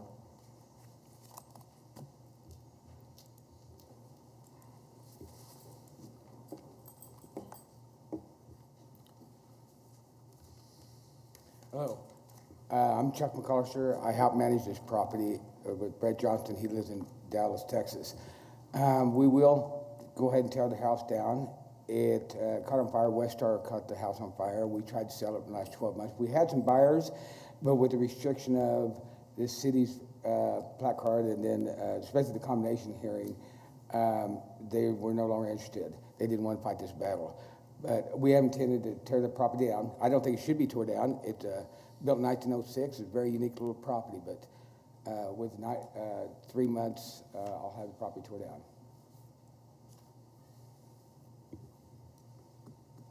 You want to give them time to tear it down, or? Sure. All right, thanks for coming down. Thank you, Mayor. Can you go back to some of the pictures? What's that? I'm asking staff.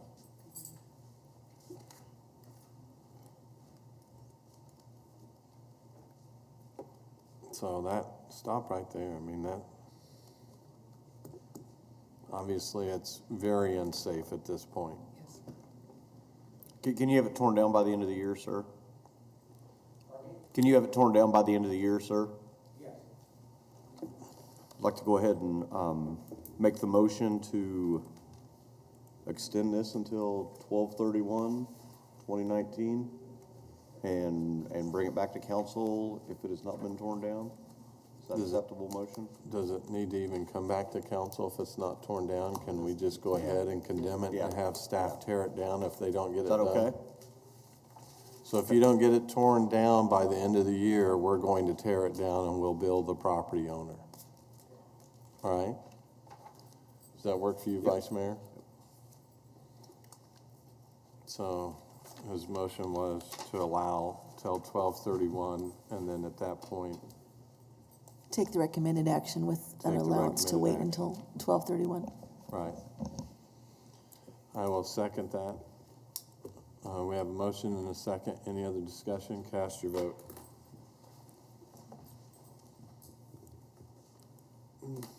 Motion passes unanimously. So we have 3 properties here in District 6. You want to take those one at a time, I guess? All right. First property. Our next property is 1024 North Custer Avenue, which does include both a front and rear structure.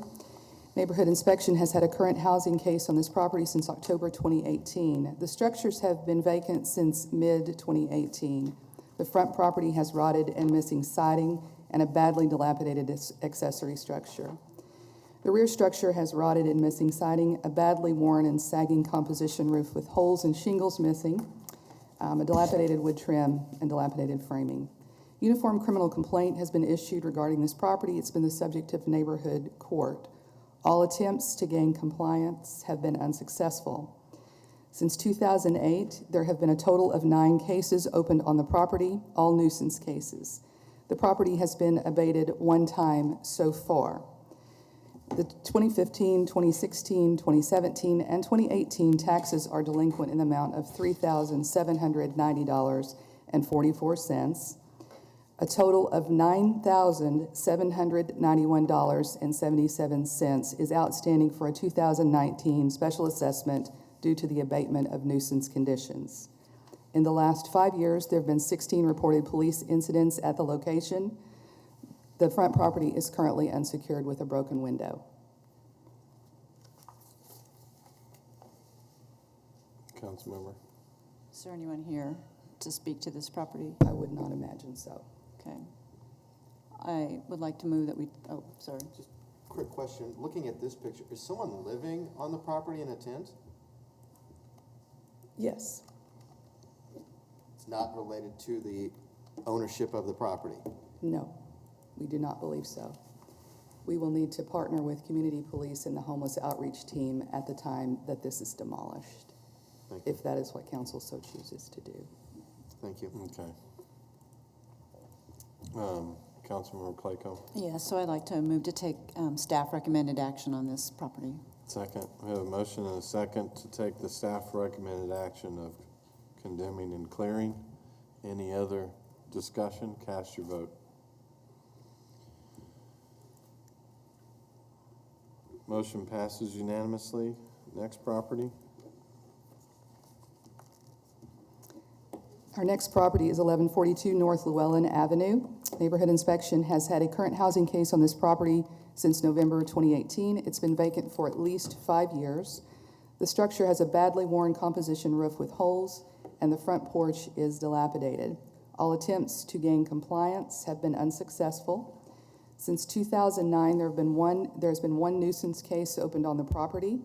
The 2017 and 2018 property taxes are delinquent in the amount of $1,212.55. In the last 5 years, there have been no reported incidents of police activity at this location. No repairs have been made, and the structure is secure. Councilmember Claycomb. Anyone here to speak on this property? Do we know where the owners are at? Yeah. My guess is deceased, Okay. but we have not confirmed that. All right. Well, Councilmember Claycomb, how do you want to proceed? I'd like to take staff recommended action on this property. Second. We have a motion and a second to take staff recommended action. Any other questions or discussion? Cast your vote. Motion passes unanimously. The last property here today. Our last property is 1958 North Jeanette. Neighborhood inspection has had a housing case on the property since February 2019. It's been vacant for an unknown number of years. At some point, the property was damaged by fire and has fire damaged and rotted siding and dilapidated wood trim and framing members. All attempts to gain compliance have been unsuccessful. Since 2010, there have been 7 cases opened on this property, including 3 nuisance cases, 1 emergency board up, 1 zoning case, and 2 tall grass and weeds cases. The property has been abated 1 time. The taxes are current. A total of $2,519.43 in special assessments are outstanding for 2019 and 2020 for nuisance and tall grass and weeds abatement. No repairs have been made. The second story is unsecure and has many broken windows. This particular property is right across the street from a small park, the South Woodland Park. And so there's also a walking trail that skirts around the east and north edge of the property. Councilmember Claycomb. Anyone here to speak on this property? If you'll.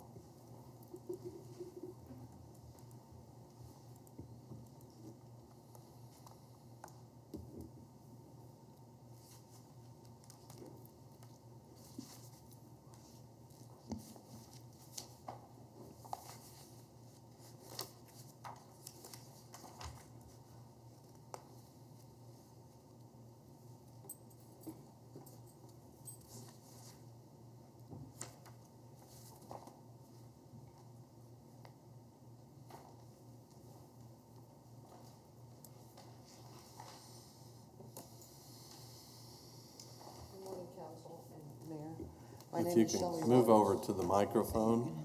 My name is Shelley Roberts, and I am the owner of this property. Okay. This is my attorney, Calvin McMillan. In 2011, I purchased this property for cash with an inheritance that I had and lived there at the time. That was also the summer of 100 days of 100 degrees plus. So after I purchased the property, I wasn't able to move in immediately because of trying to get some air conditioning and things in there, and shortly did thereafter by the beginning of October of 2011.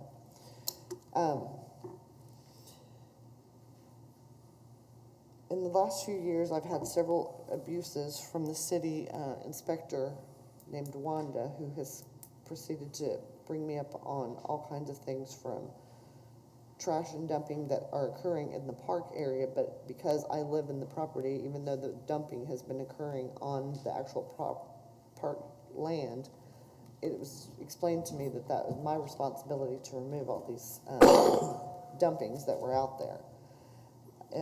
There has been 2 stolen vehicles that have been left there around the property. It has a fence that runs next to the park, and that I have up, as well as the park's fence, and cars have been dumped in the back corner, which is a dead end and circular driveway to that park area, and just abandoned there. And I have called the police at both times to have those cars removed after locating them and realizing that they, probably were stolen, and had the city, the police remove those properties. On June 11th of 2017, when you look at the pictures up there where they were showing the corner of that property underneath the electric meters, a 17-year-old unlicensed driver backed into the house at 4 o'clock in the morning. He was supposedly at a friend's house to pick up a phone charger, and saw a dog in the intersection as he was trying to cross the intersection, panicked, slammed on the gas instead of the brakes, and backed into my home right there, as the picture indicates. And damaged, that is a party wall where that siding is damaged in the black area. You can't really see, I can't point to it for you, but where the black area is. Sure, we can see it. Is the party wall for this, is the duplex. He said he panicked, he slammed on what he thought was the brake, unlicensed driver, no experience, never charged with anything. Blacked out and drove a Lincoln Town car into that and ripped those meters off the side of the house. So does that damage still exist today? It is, because I have filed an insurance claim with the company, and after this accident happened, it's took me over 6 months and 12 calls and showing up down here trying to get the name of who ran into my property. And all I ever could get from the office upstairs was, it's sitting on someone's desk, and until it gets entered into the system, we can't help you. I had basically a case number, but nothing else. Do you have the name of the person now? Yes, I do. And how long have you had the name of the person? I got that in December 15th, 6 months, over 6 months after that incident happened. So December 15th of 2017? Right. So you've had it for 2 years? Right, and then. In 2 years, you haven't been able to get? Well, it took him over another month after I got this information to get with me the insurance adjuster that had to come out of Kansas City to adjudicate this claim, and there was significant damage to it. They wrote a check for $6,900, which I have not cashed, because when you cash a check in an insurance issue, it pretty much we're done. And I have a bid well over that cost of what they had for this claim, as well as additional damage. It was set on fire a year ago this month. There again, no one called. I'm listed on the property as the owner, my address, my phone number. Obviously, they've contacted me multiple times because I've been, on city cases for illegal dumping and all that, so there's no excuse for them not to be able to reach me. However, no one reached out to me at that time, much like the time before. I had to show up to the property, find the damage, and then it took me 6 months to even get information. I'm looking at the property, it looks like you don't even mow it. I do mow it. Can you go back to the picture of the weeds in the backyard?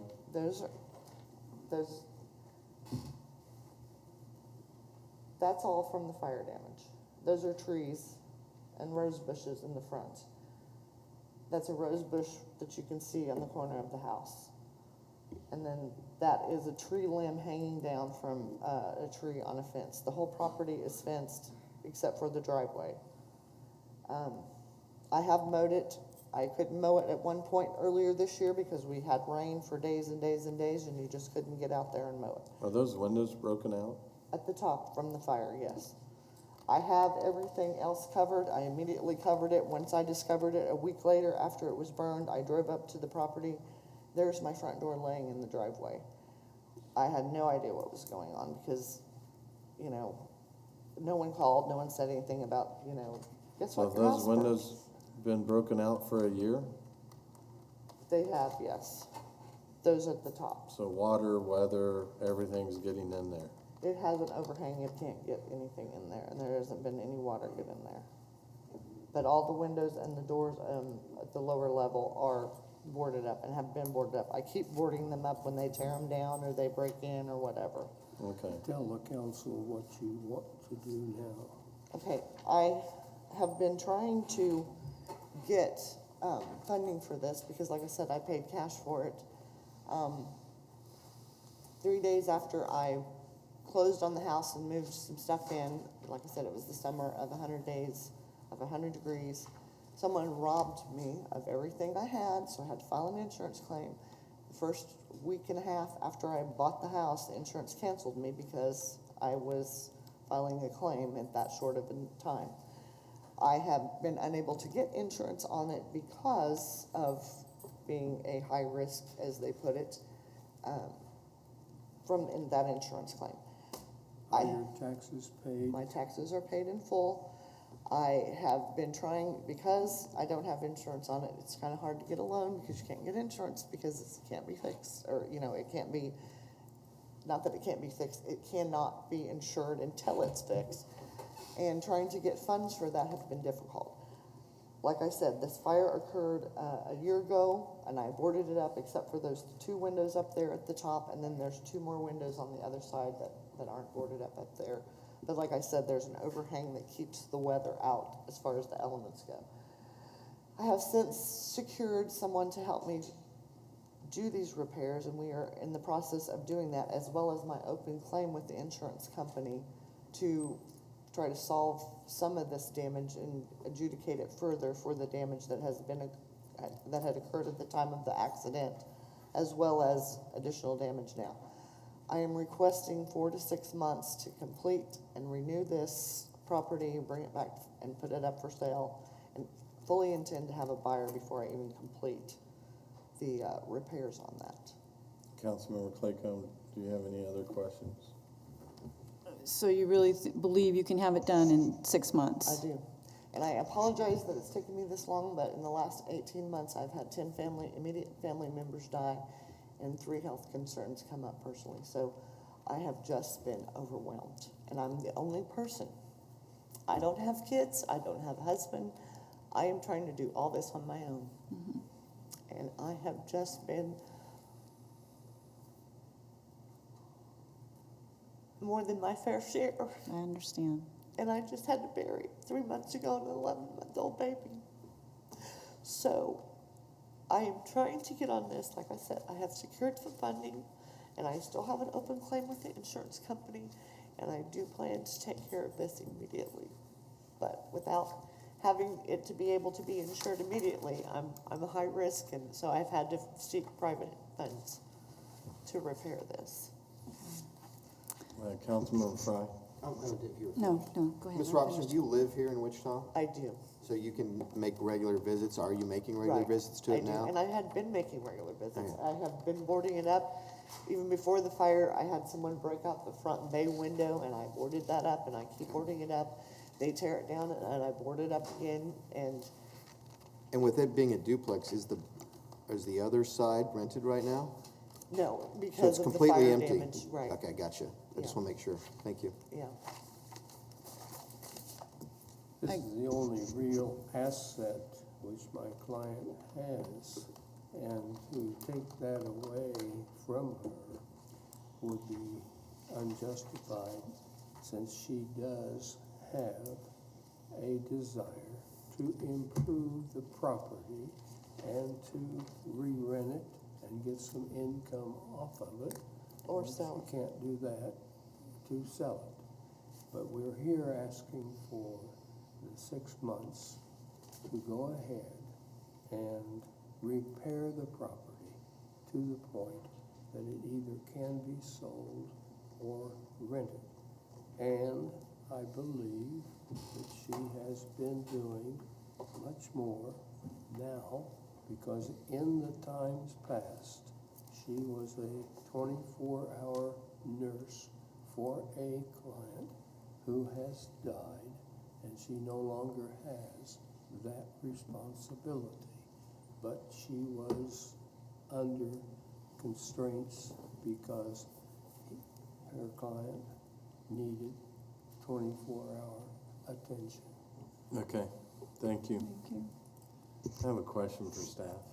Go ahead. Thank you both for coming down and speaking. Appreciate it. You're most welcome. Thank you. This is No, that's yours. Got it.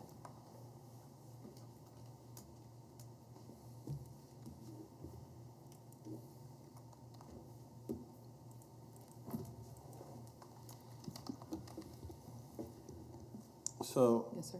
how dangerous is the property to potentially kids playing in the area at this point? What needs to happen just to keep it somewhat safe?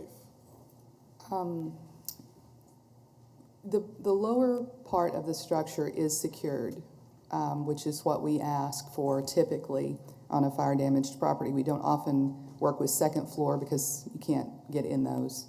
Of course, it's concerned with weather and conditions of that nature. If the premise conditions were better, where there wasn't quite as much brush and shrubbery, I think it would be less attractive for those who are just walking by to pop over and see what's going on with that. Because they can hide right now behind the shrubbery. There is a certain amount of shelter there, yes. Okay. As Mrs. Roberts indicated, there has been, I have no doubt that she's had to reboard it several times. Councilmember Claycomb, how do you want to proceed? Is there anybody else here that wanted to speak on this property? There is.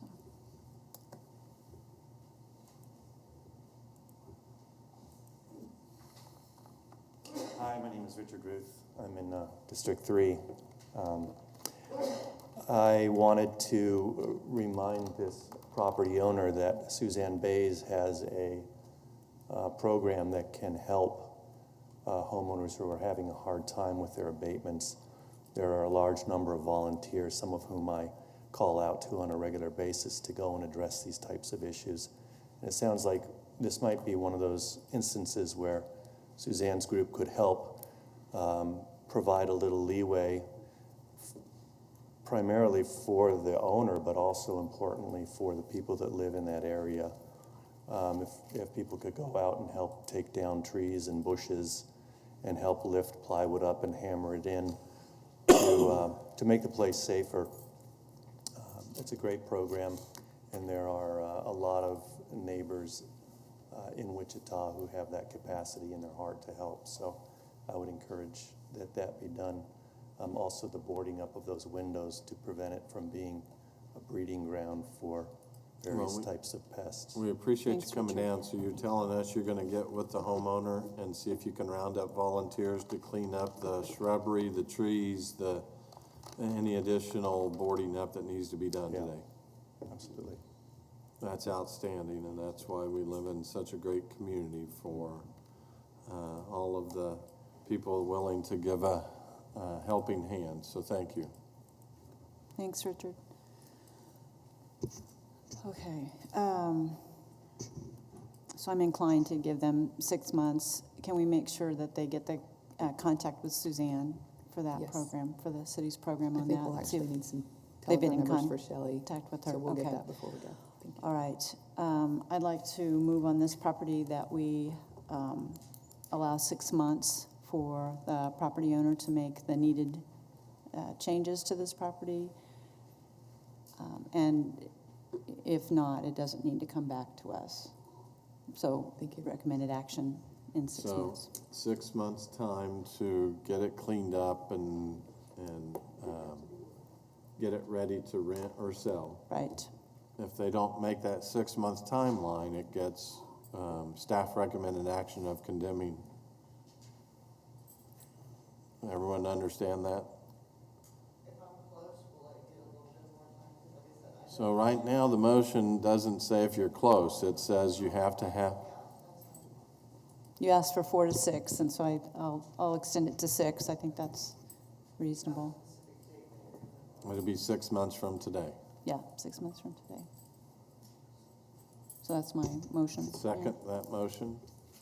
Is there any other discussion? Cast your vote.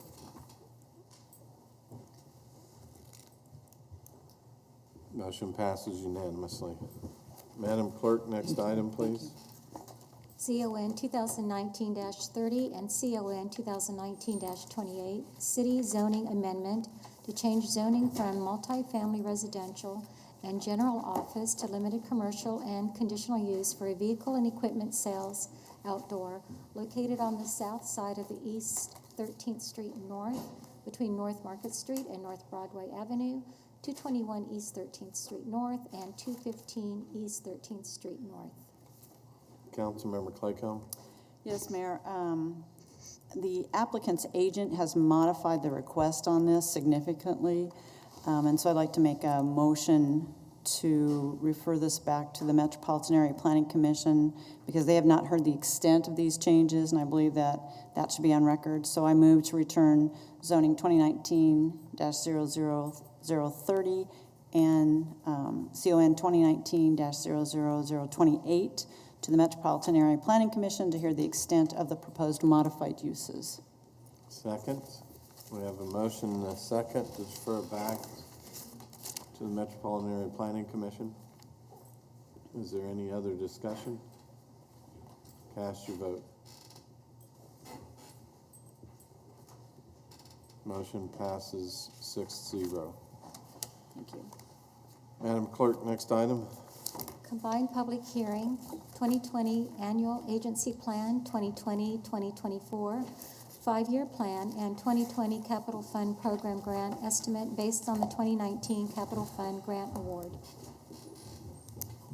Good morning, Mayor, City Council members. Brad Snapp with City Housing and Community Services Department. Today for your consideration, the public hearing for the Wichita Housing Authority 2020 Annual Plan, the 5-year plan, and a proposed budget for the 2020 Capital Fund Program Grant. Let's see where we're here. U.S. Department of Housing and Urban Development requires public housing authorities to prepare these documents. It also requires input from residents. Staff sent invitations to all Wichita Housing Authority participants, and on August the 12th, staff presented these plans to 80 housing choice voucher and public housing residents. We reviewed the proposed capital fund program grant based on the 2019 grant of $1,362,000. HUD allows public housing authorities to transfer 25% of the capital fund to their operating budget. WHA plans to use $100,000 for architect fees and capital fund admin costs and divide the balance between the rehabilitation of units and temporary relocation costs for the RAD program. A few of our notable accomplishments include full utilization of the housing voucher program, HUD's acceptance of our application into the RAD demonstration project. We've housed 208 formerly homeless veterans and their families under the Veterans Affairs Supportive Housing Program. We promote family self-sufficiency, and we've administered the Way to Work program for low-income youth. Our goals include employing more WHA 14 and 15-year-old youth in the Summer Youth Employment Program, working to prevent or end homelessness one family at a time, and complete a thorough revision of the Housing Choice Voucher Administrative Plan by July 2020. We have some proposed revisions to the Housing Choice Admin Plan that we'd like to implement now. In 2016, HUD issued a notice to streamline administrative regulations for public housing authorities. In that notice, it states that,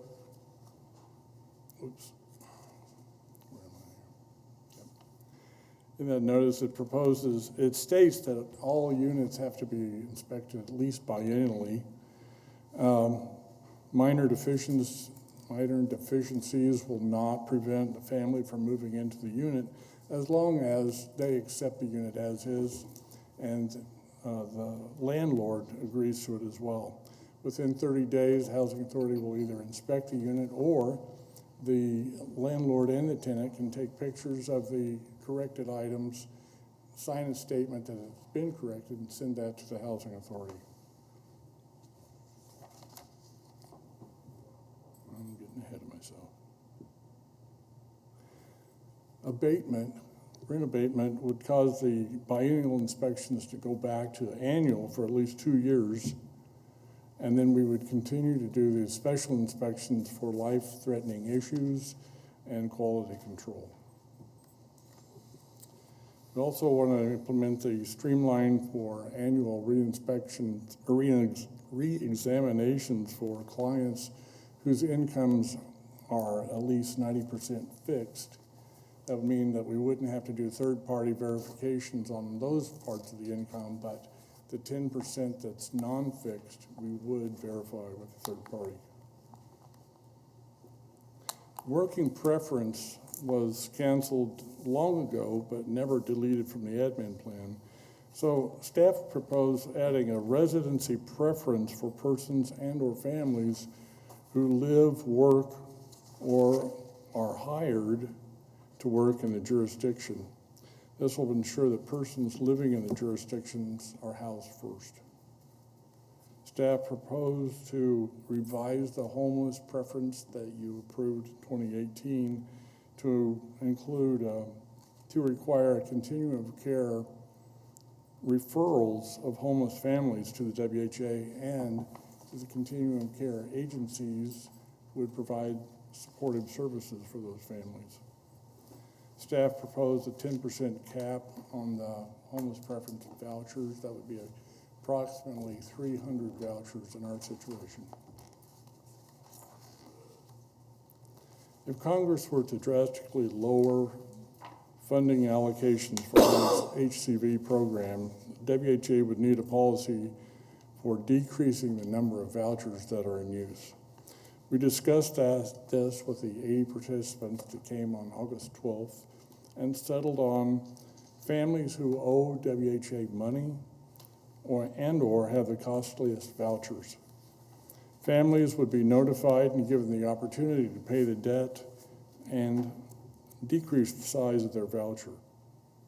Decrease the size of their unit. They could move to a smaller unit.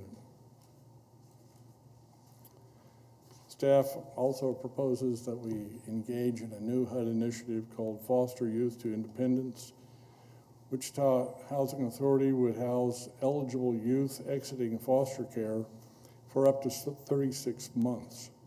We would partner with the Continuum of Care and the Department of Children and Families, and we expect to come back to you before too long with an MOU for your approval. I want to give you a brief RAD update. We expect to come back to you the end of October for a thorough review, but public housing is 578 units.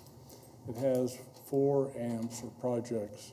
Those 4 AMPs have been combined into 2 groups for financing under RAD. Group 1 is the senior properties with 2 high rises and 2 garden apartment communities, and Group 2 is all the single family properties. The problem we're running into is that 146 of those scattered sites are too scattered for FHA financing. Some of the options we're considering is going to HUD headquarters in Washington, D.C. and asking the Assistant Secretary for a waiver to that FHA rule. And the precedent has been set last year by the Housing Authority of Baltimore City. They have 3,000 of their 7,000 units in a RAD program. So that's one option. Other options are just a variety of financing. So didn't we have an option at one time that a local developer wanted to use tax credits to rehabilitate these housing units, and we decided that we didn't want to go that direction? Right.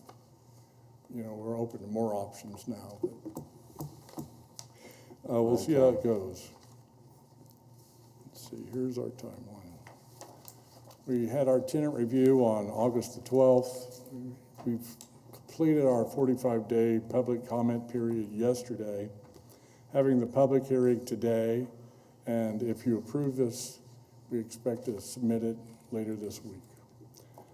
I want to introduce our WHA representative, Arvin Marlowe, and he's here to vote on the issue, and I'll stand for any questions you might have.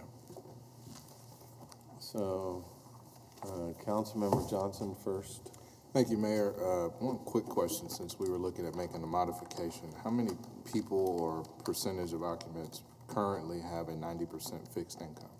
I'm sorry, what? So how many people or occupants do we currently have that have a 90% fixed income? Oh, you know, I don't know that right now, but I can get it. Okay. I personally would prefer to know that before we vote on those changes, just because if it's a low amount and we change that, we could displace people as well. So I just worry about that. You know, I'm sorry, I just can't. Could you repeat that? I'm sorry. I'm just worried that we could possibly displace people if we don't.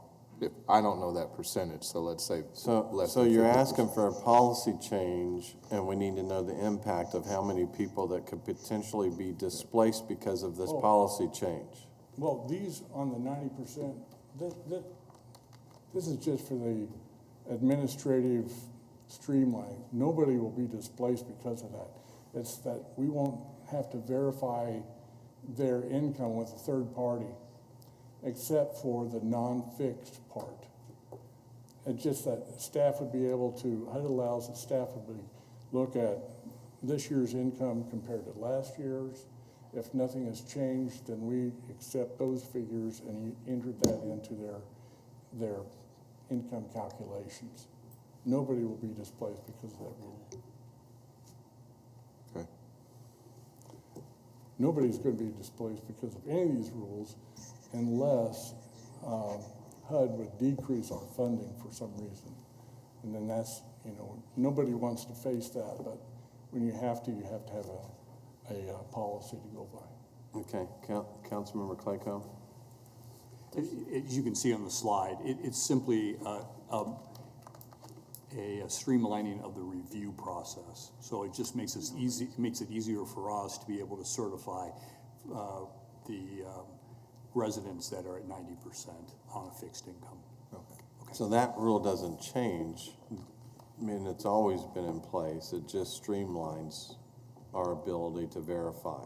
The rule before is we had a lengthy process. You're right, and now you can basically just accept if they're 90%, you can accept their fixed income and only just verify the 10% then. Right. Yep. Okay. So you're saying this should be easier to get people into housing, not restrict them from getting into housing? Yeah, this is easy for people to get into housing. Okay. We do not want to displace anybody. All right, Councilmember Claycomb? Thank you, Mayor. Could you go, please, to slide 11? Okay. Thanks. Brad, could you talk about what this 10% homeless cap means?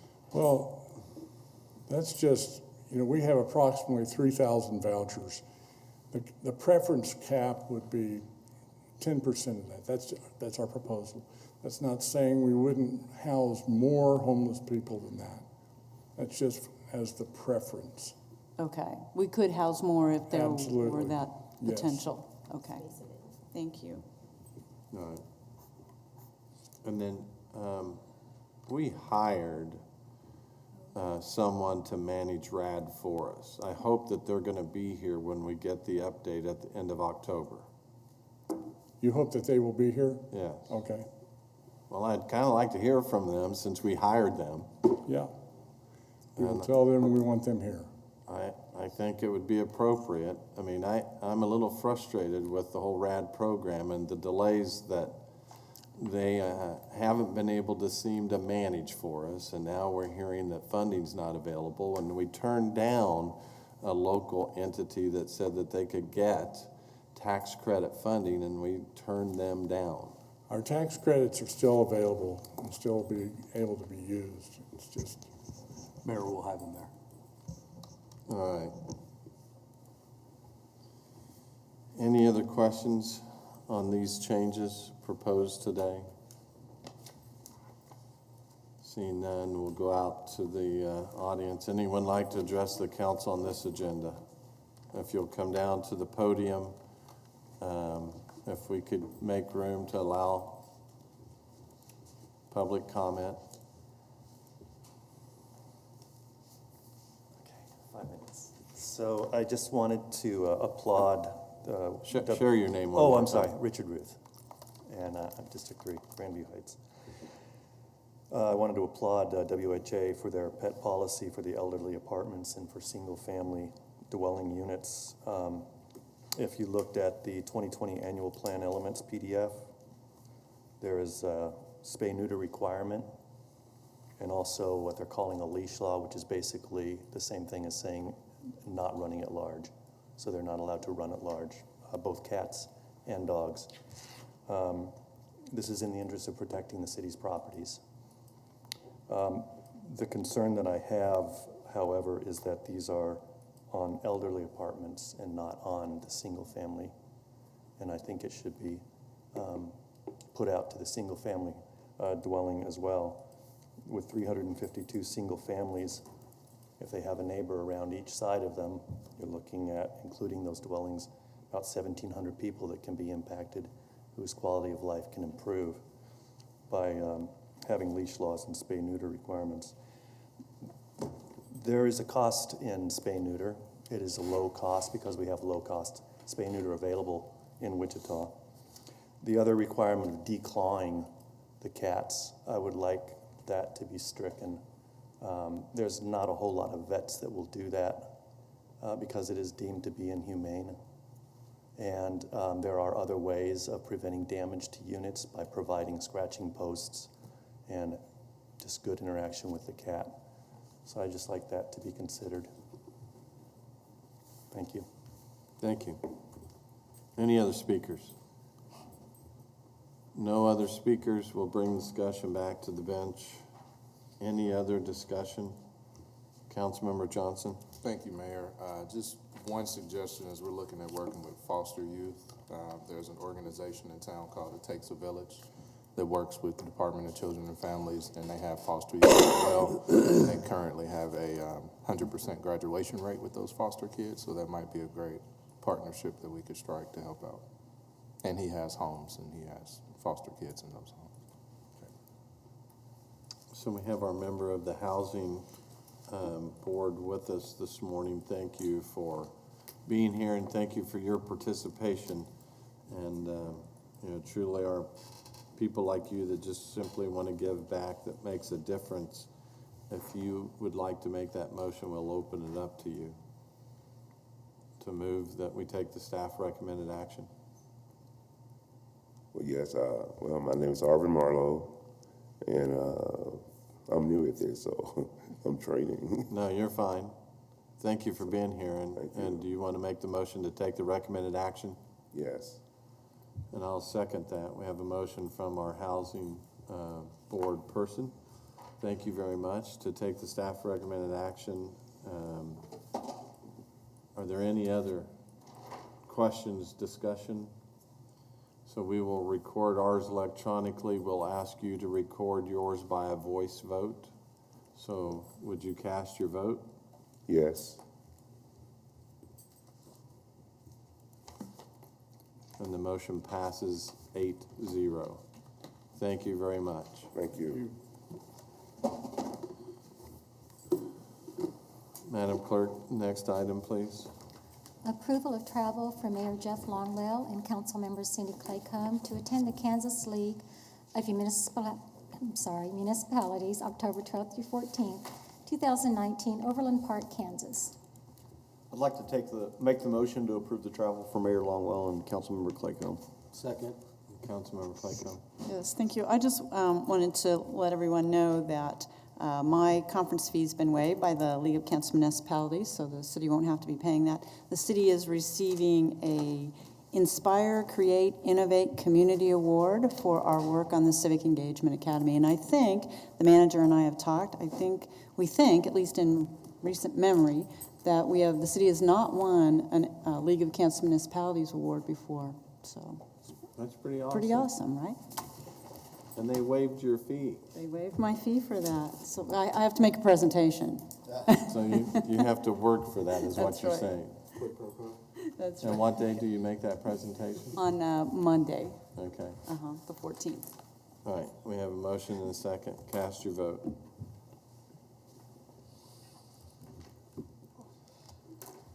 Vice Mayor, would you cast your vote, please? Motion passes unanimously. Madam Clerk, next item. Councilmember appointments and comments.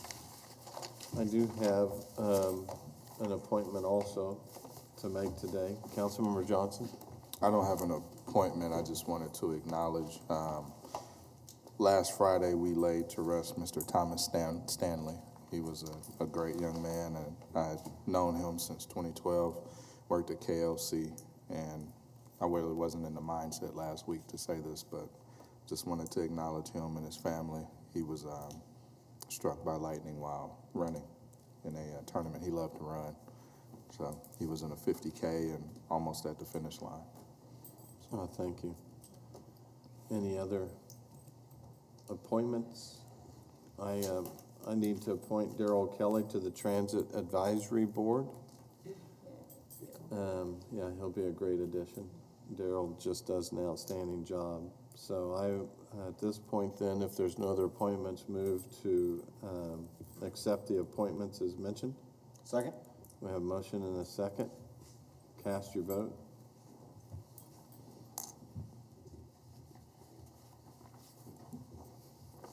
And it's unanimous to put Darrell Kelly to work. Are there any other comments to be made today? If there's no other comments, I move that we adjourn today's council meeting. Second? We have a motion and a second to adjourn. Any discussion? Cast your vote.